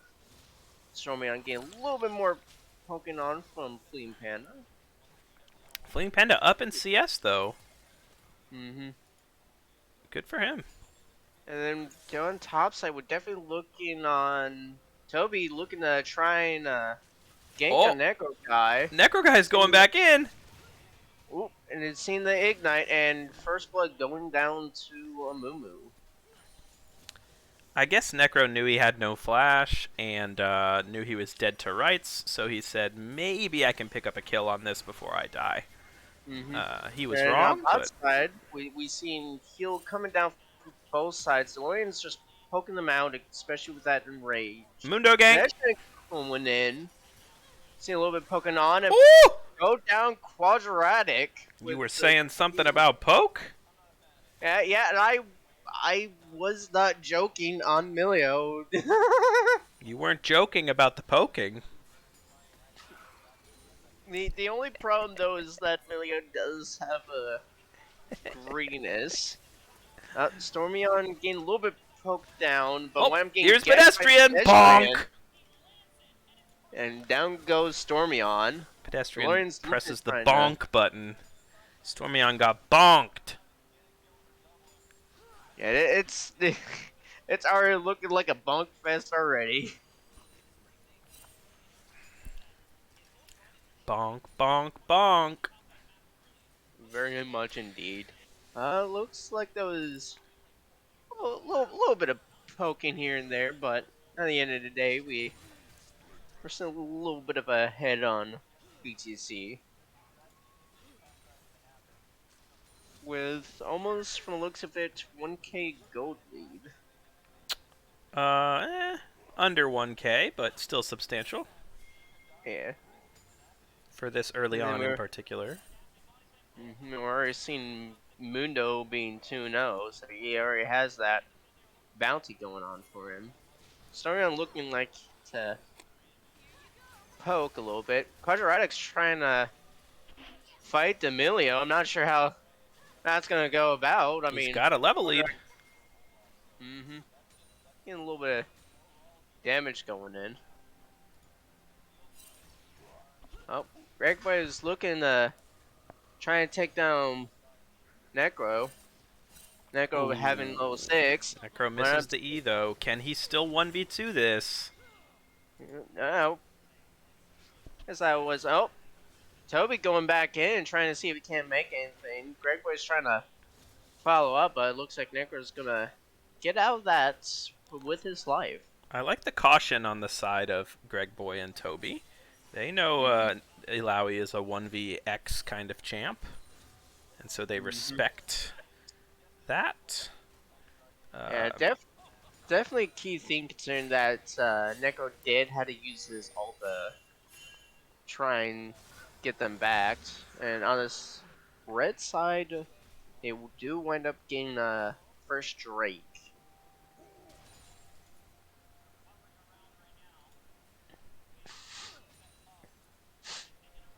So while we're not definitely seeing a gold lead, we are definitely seeing that they do have a Drake up, so definitely maybe a little bit helpful.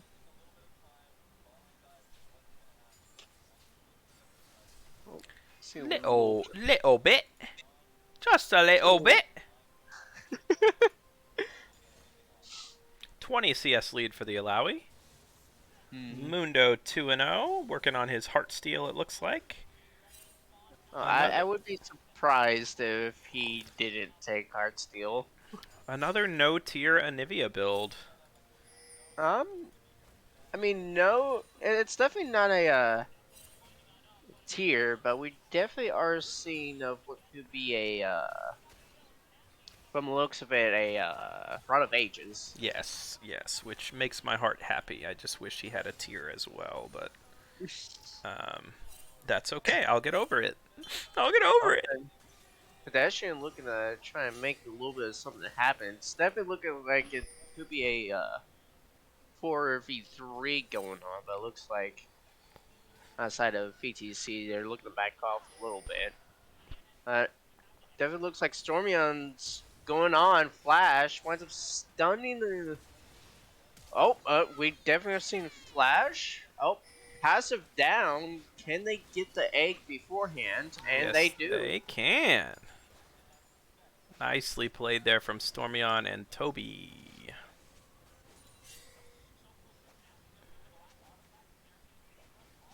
It looks like that they're aiming to get that first plate on.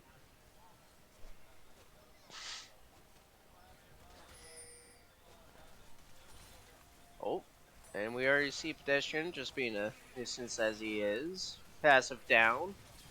Wind up seeing the little bit of skirmishing going on. Pedestrian wind up using this ult to gain back that lost health.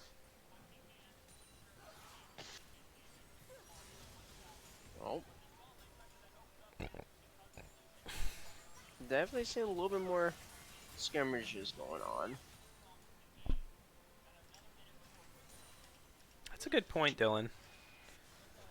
Emilio taking cleanse is perhaps a bit odd. I mean, maybe the logic is because doesn't Emilio have a cleanse in his kit?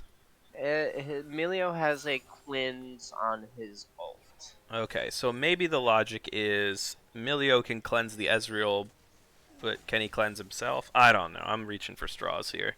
But I tend to agree that probably Ezreal should have taken the cleanse. Yeah, Ezreal probably should have taken a cleanse while Emilio probably takes the heal. Probably would have been better that way. And we're already seeing Pedestrians trying to get Rift, but we already seen a little bit of a side of Onyx seeing the shenanigans. Quadratic went up getting a bubble. Ulting.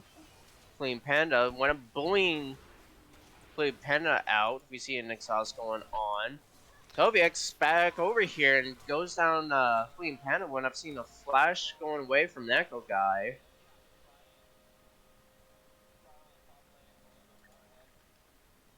And looks like that they did not only stop Deshin from gaining Rift, went up actually taking down Fleeing Panda as well. So it definitely will be a little bit of a huge help on Stormion. And we got a dead even game here, other than the dragon advantage on the side of Le Red Squad.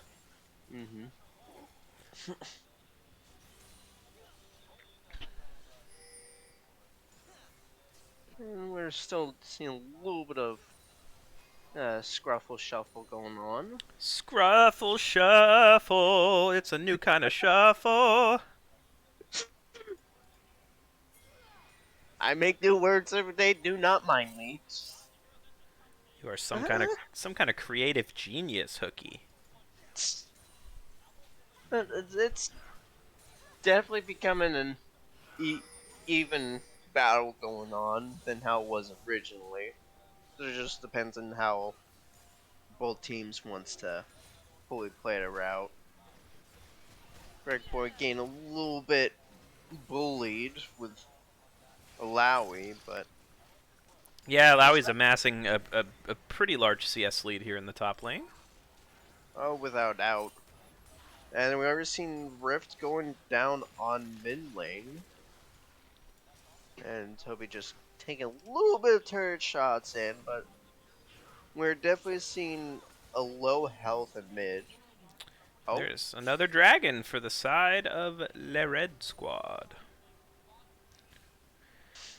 yeah, it definitely looks like VTC is looking to try and get these dragons as early as they can to try and get soul for them, which definitely would help for them, considering that it will be a inferno.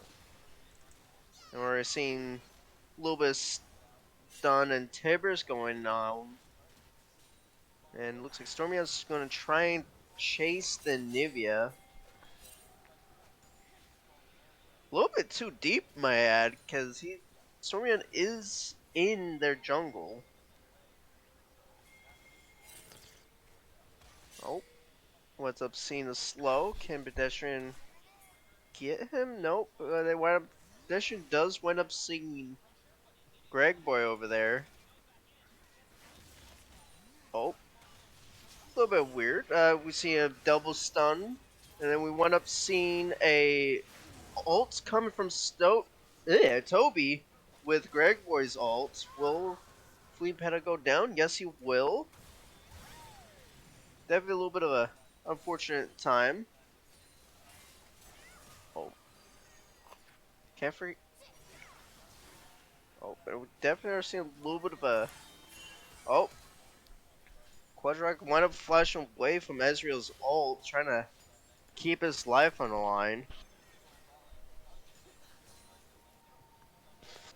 Very interesting game state here where it's tanks that are fed on both sides.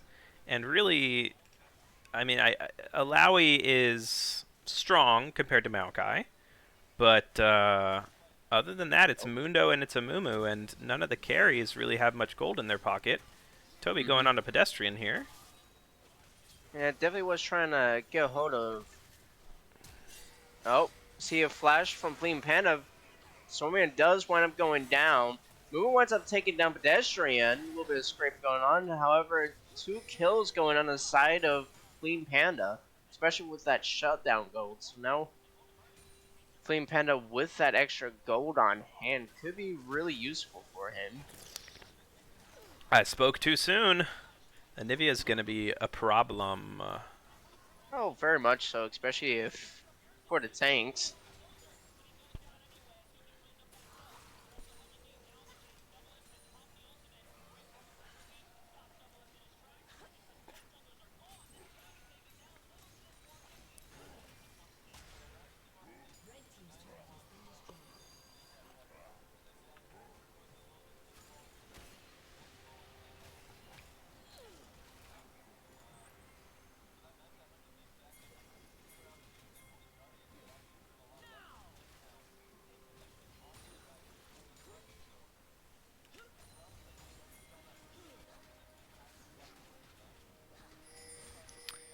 Anivia finishes her Rod of Ages at 15 minutes and 45 seconds. A little later than she would have liked, but she will scale up into the late game. Oh, we've seen a little bit of... Oh, and Toby over there winds up using his ult, and it goes down both high ground. And there's that chain CC I was talking about. The Nami bubble, the bandage toss, the Annie stun. There is so much CC on the side of the blue squad. Yeah, unfortunately, even with, Mio having an AoE cleanse, he can only cleanse one, and it's already looking to be a rough fiasco on the side of VTC. We have a 2k gold lead that has amassed. Mm-hmm. Let's see, Toby's already looking around the corner. Oh, and Fleeing Panda's over there. Stormion's over on the other side, trying to see if they can't take down Fleeing Panda. Fleeing Panda does wind up going down by Stormion. Deshin's passive winds up getting popped by the bubble. It definitely looks like as they're trying to focus down Fleeing Panda, make sure that that doesn't grow. Pedestrian's trying to go on. Necro Guy's over here trying to see if we can't make work happen. See it all coming on, Flash. But however, it looks like Onyx is looking to back off from that fiasco, especially with that ult still being in play for Malawi. Yeah, very scrappy game this has become.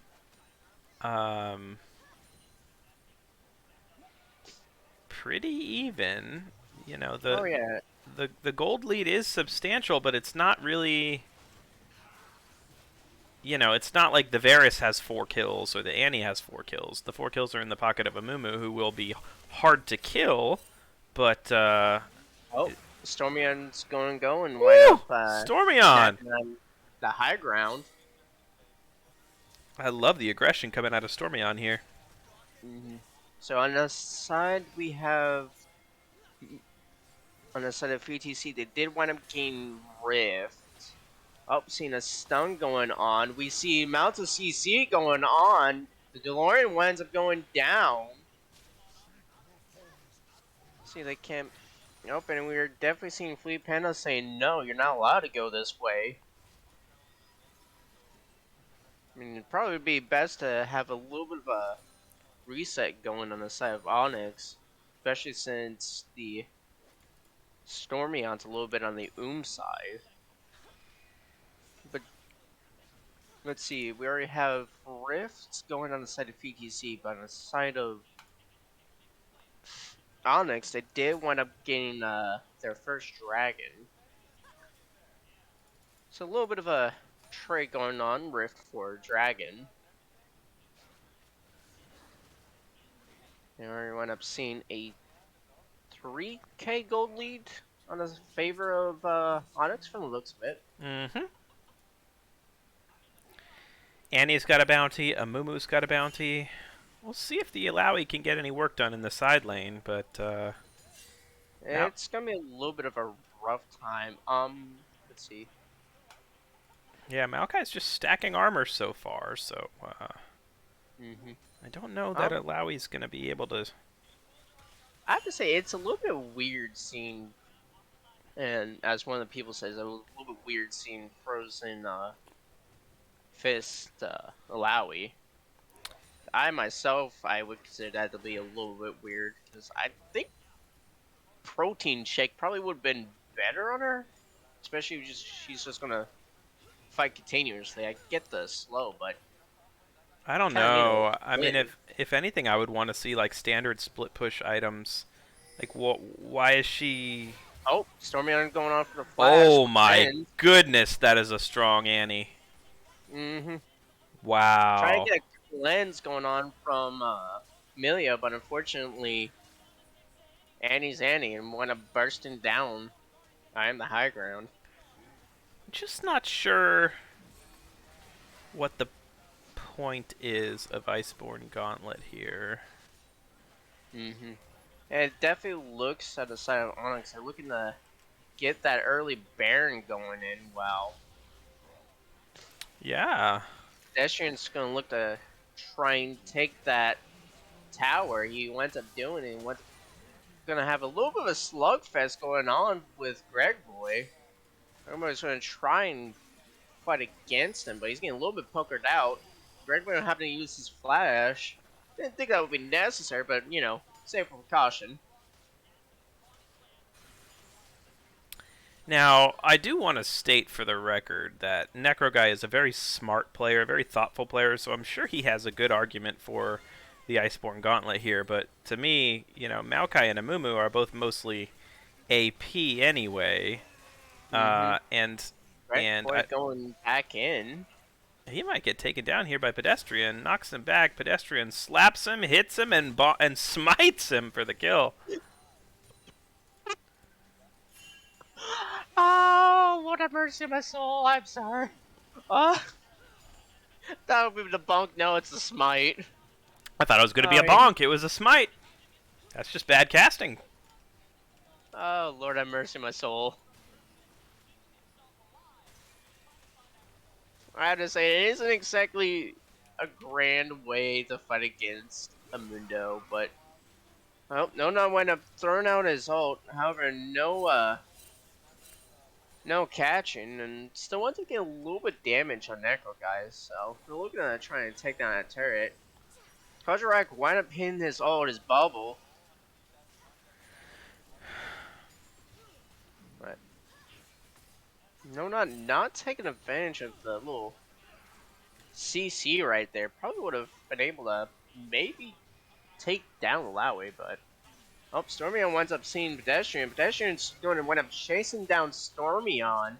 Can Stormion get out of this? Oh, nope. As he winds up getting taken down with a bonk. That was a bonk for sure. And a bounty, a bonky bounty goes into Pedestrian's pocket. He doesn't really have any resistances yet. He's just stacked a crap ton of health, so I imagine the resistances are coming very, very soon. Meanwhile, Red Squad is going to get what looks like their third dragon. Mm-hmm. Get the third dragon, while topside, there goes the second tower. So now we got mid and top having both of inhib towers to go to now. We're seeing some little bit of ults coming around. Pedestrian not wanting to back down, see if it can't get anything. Looks like they're beside Onyx. They're both backing away, make sure they don't get caught. May the odds be ever in your favor. Oh, very much so. Well, we definitely do have a very tanky Mundo, so it just depends on how well that on the side of VTC wants to try to play around this. True. Now, we did see that VTC did take a little bit of a reset, going and trying to buy their items, what happened. We do see that, what's that, Fleeing Panda? Yep. We do see that Fleeing Panda does have 8 minutes into the Rod of Ages. The Rod of Ages is almost done. And we're definitely about to be seeing a little bit of a key fights going in. We definitely do see Varus does have his little bit of a key essential items with both Shield Bow and Glinsu's. I will say, as much as there's obviously a 5k gold lead on the side of the blue team, who is going to kill Mundo as he starts stacking resistances on top of his absurd amount of health? Well, we already see that Mundo is already starting to build MR to deal with the bursting of Annie. So Yeah. I guess that it's pretty much going to be No Not's job to shred. Stormion winds up flashing, winds up bursting down DeLorean. That is some seriously fun and interactive gameplay coming out of Stormion right there. Ending with a burst while Toby winds up going in on Milio. Seeing another engage going on. See an ult wind up connecting with No Not. See Toby's going back in. Queen Panda almost gets bursted down to her egg. We see a little bit of scrapes going on. More shutdowns in the pocket of Pedestrian. This Mundo. No. This Mundo's gonna be out of control, dude. You can't give the shutdown gold to Mundo. Mundo's gonna be unstoppable.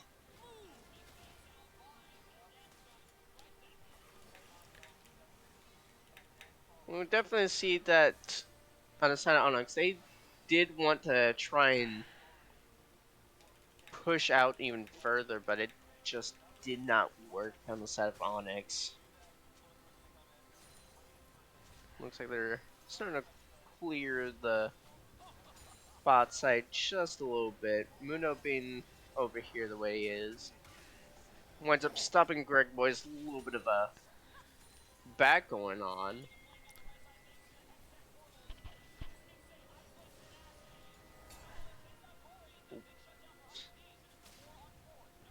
definitely looks like on the side of Onyx, they're starting to get a little bit willy downed a bit.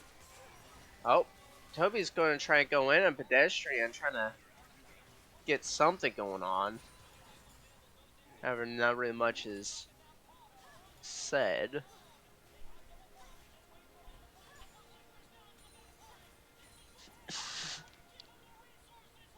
Definitely looks like they're trying to clean up a little bit of hoarding outside to try and get a hold of Drake to try and get away from PTC on the side of Onyx. Oh, clean a little bit more waves. Toby winds up getting that link in. Oh, two. Looks like it's about to be a little bit of brawl fest here on the jungle. Necro guy trying to rip someone's soul out, trying to get a little bit of damage going in. Oh, we're seeing multiple ults going on. Milio winds up using cleanse, however, that didn't help as much. Dashian's health is looking a little bit rough right now, especially with all that damage on the front handle. It just depends on how they want to play about this. Definitely see Alawi's going to try and get back right in the fight a bit. And on the side of Onyx, they're trying to go ahead and grab Dragon. Pedestrian's right over here, so definitely it's going to be a 50-50. Oh. And now here we are, Alawi with ult coming in. Sorion winds up going down as he was getting 1v4. Toby's going to try and get out of there, but unfortunately winds up getting taken down by Necro Guy. This could be Baron for the red team if they move fast enough. Oh yeah, that's without a doubt, but they gotta at least clean up, do something fast. And we're seeing Mundo with, you know, Warmon's already having that active.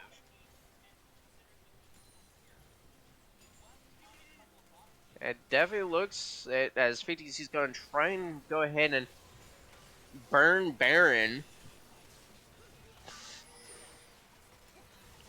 We're already seeing that Onyx, at least 3 of the members are already looking at it, see if they can't make something happen. See, ult's coming in. See, they can't make anything happen. We're seeing a little bit of pokes going on here and there. Greg Boy's trying to go in. Baron already getting taken by 3DC, and it's already looking to be a little bit of a poke fiasco. And unfortunately, Quadroic did wind up going down. Greg Boy trying to take the heat. Oh, Fleeing Panda's egged. Fleeing Panda's egg gone down. Go down, Fleeing Panda. Toby's trying to use his ult to try and hold down Mundo. Mundo winds up going down. Neko Guy trying to use his ult, but unfortunately, Lowy does wind up going down by No Not. First kill already in. Mundo is stacking more MR. He has no armor whatsoever. Yeah, no. For this Varus, who's about to have Blade of the Ruined King, presumably. Mm-hmm.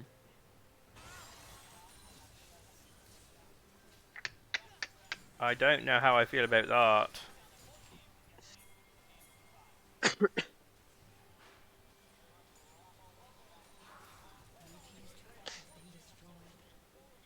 Alright, seeing a little bit of scrapings going on. And it looks like the top towers are already down. Toby's trying to get that second tower bot side, trying to take that down, but it's not going to be an easy feat. Navy is already down bot side, to maybe try and react to that. Nope. But definitely looks like Toby's one going to get caught out. When I'm seeing the stun, Pedestrian's going to try and go after. Stormion's going to try and like run around, try and make sure to try and not get caught out. But Pedestrian winds up doing the bonk on Stormion. He winds up seeing another victim on Greg Boy. We already wind up seeing a bit of a turnabout, especially with a 4v1. DeLorean winds up taking down Greg Boy. So it's already looking a 2-0 on the side of BTC. There's probably a little bit of a overextension on the side of Onyx, unfortunately. Especially since they already have some Baron still there. No-Not's a little bit doing a bit of damage on Neko Guy, because he can't get anything done. Toby's trying to do a little bit of peeling, but it's definitely there to notice that No-Not, he has to be careful because both Neko Guy and Pedestrian will wind up shredding him.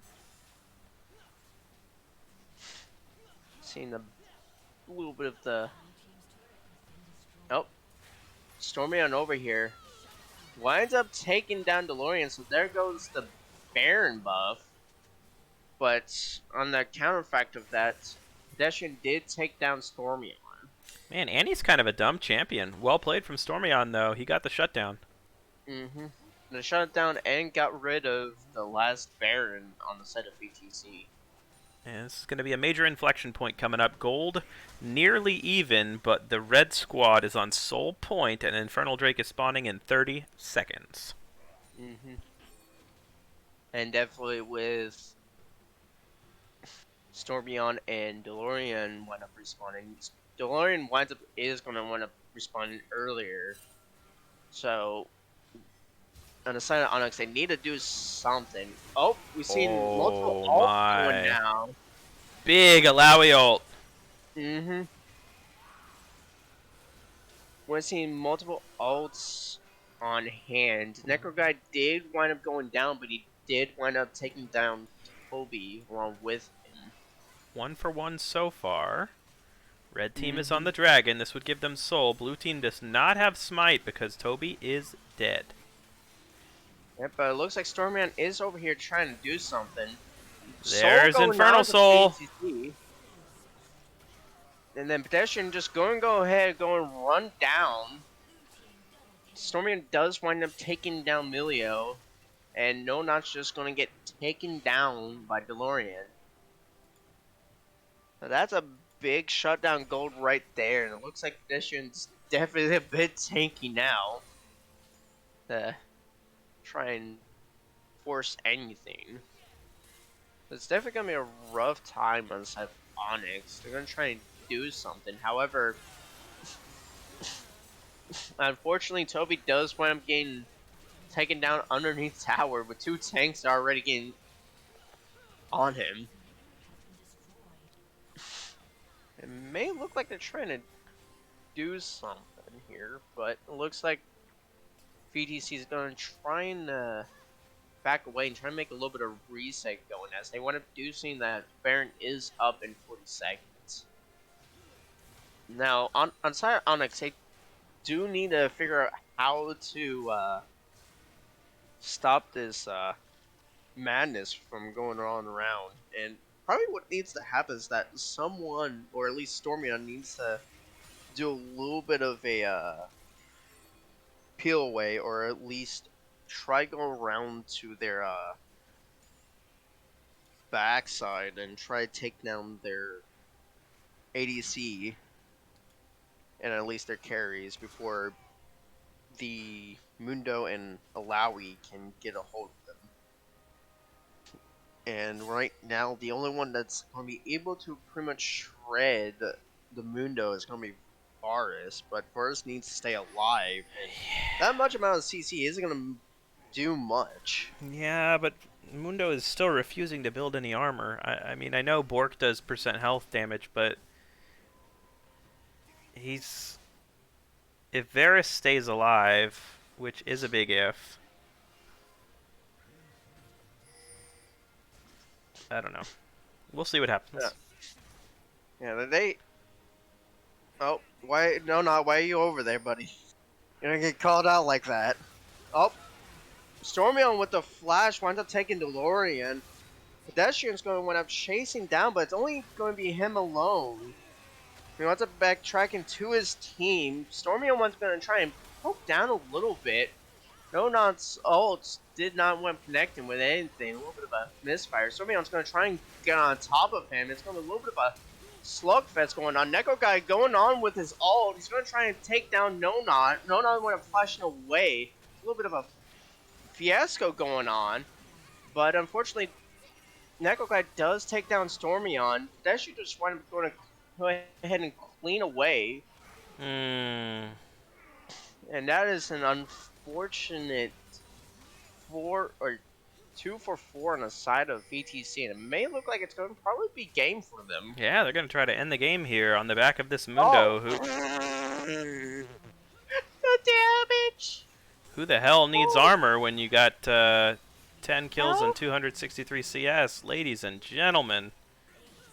Oh, Woo! God. Banger game. Oh, yeah, without a doubt. Ugh. Who said that you needed a... And right now, there you go, people. 1 for 1. And that's what you have for 2 tanks right there. Mm-hmm. Alright, why don't you throw up a Player of the Game 2 poll? I have a strong suspicion that I know who it's going to be, but let's let the people decide. GG's, everyone. It's a 1-1 result.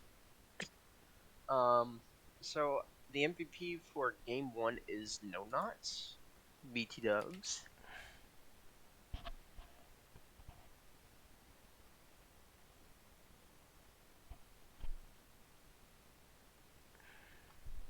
Stream.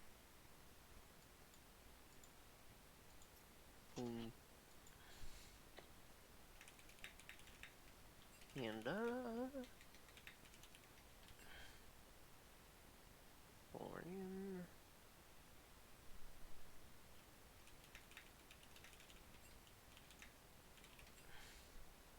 Round. And Necro guy. Alright, the poll is up.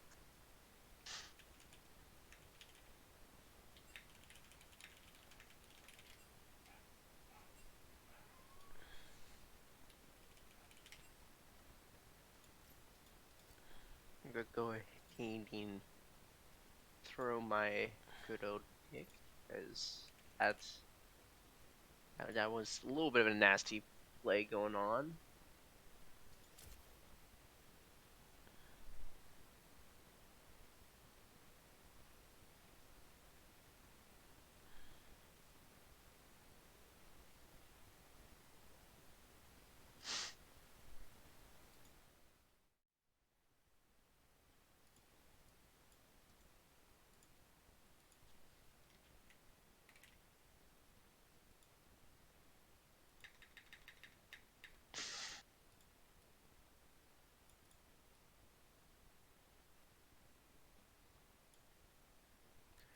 Boop, boop, boop, boop, boop, boop. Alright, let's run a quick ad while we're finalizing the Player of the Game 2 poll.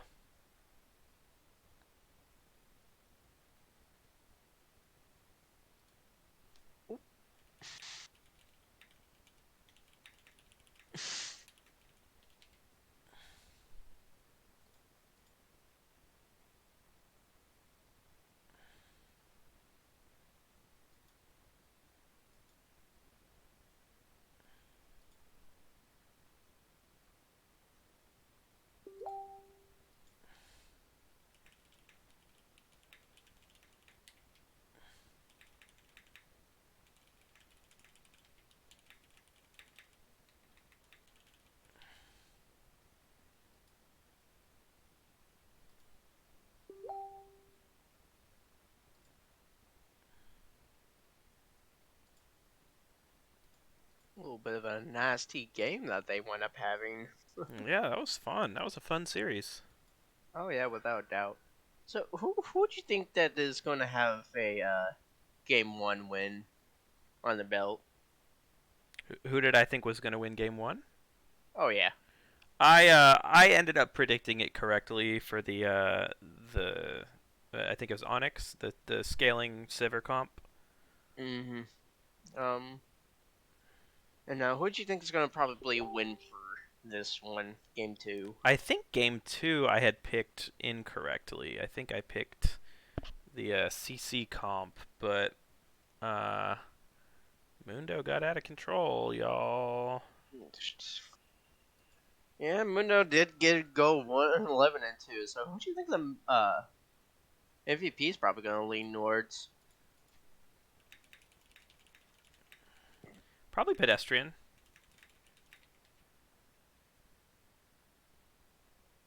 Yeah. I don't know, it's already looking like an even scenario case.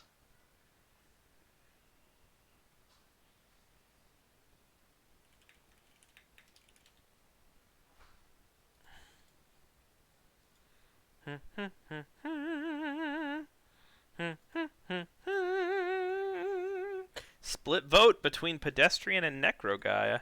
Maybe I should cast a vote. Did it. You did it. Right, and we got a little bit of time in, so if... Oh, alrighty, we're already getting 4 votes in. And Pedestrian has taken the lead. Let's go ahead and, You can't see End the it. poll. What you mean you can't Alrighty. see the poll? Alrighty, and... Oh. Oh, a little bit too late for that now.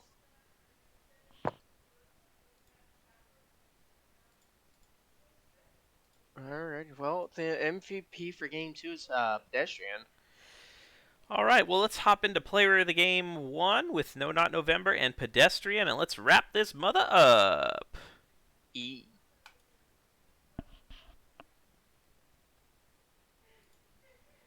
There we go. There we go. No Not. Hello. Great series, man. You played super well both games. Thank you. I appreciate that. You're very welcome. Your Sivir was nasty. I've been putting a lot of time in learning a new role, so it's been fun. That's great. That's great. It really seems like it's paying dividends. You know, when you started getting gold in your pocket in game 1, we started saying like this comeback could really happen because your team comp was really good.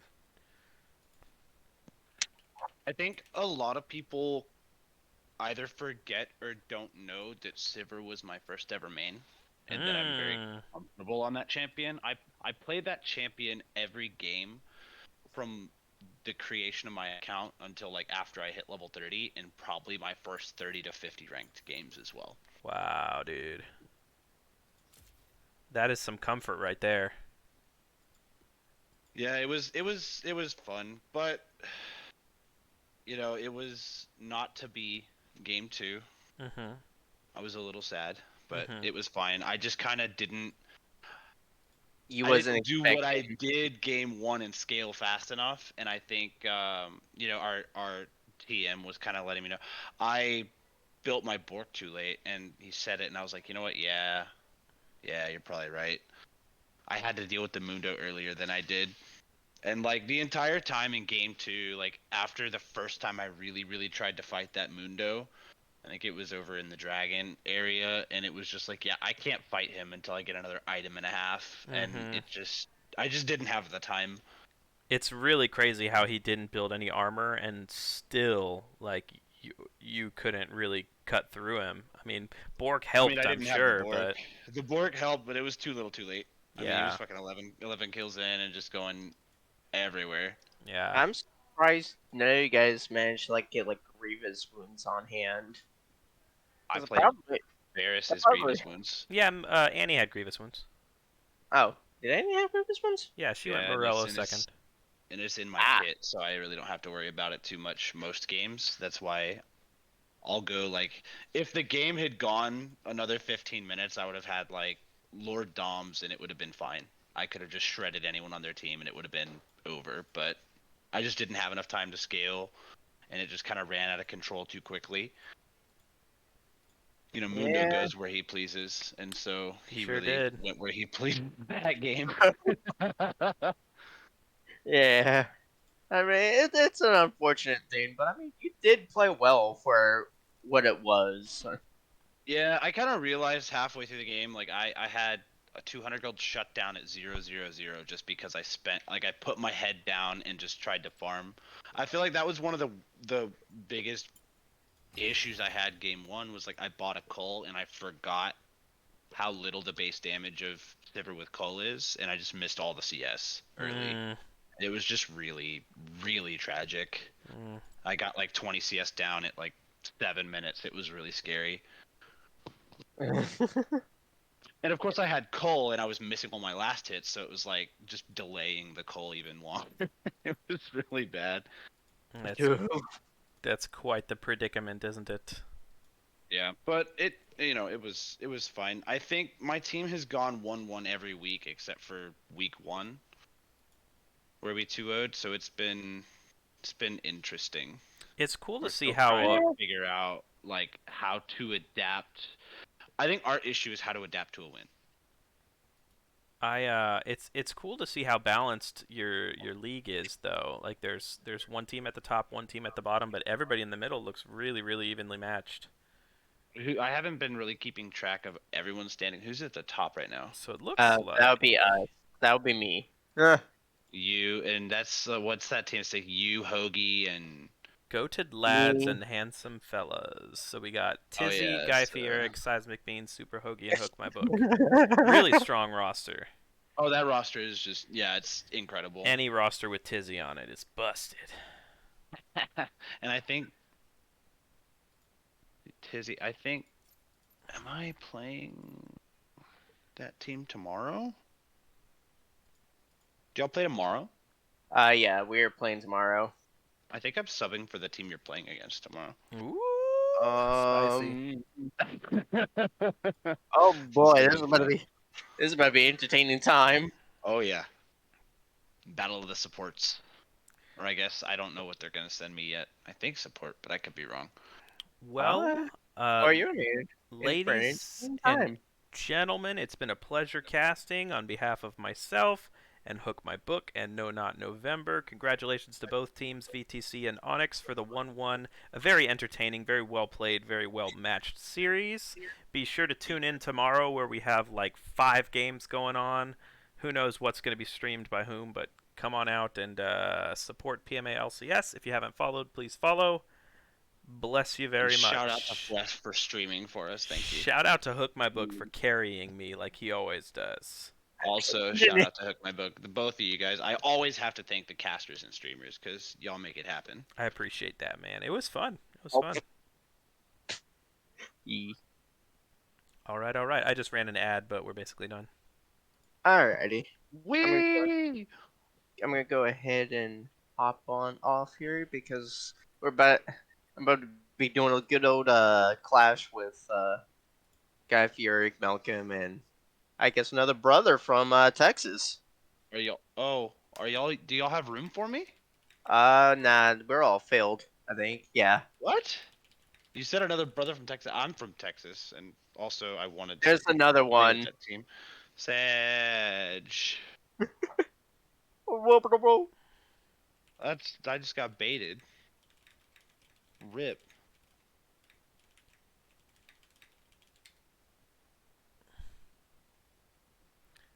Do 5 seconds, and then I'm cutting the stream after the ad. Yes, subscribers. I know. There was an ad running. All right. Love you guys. Bye.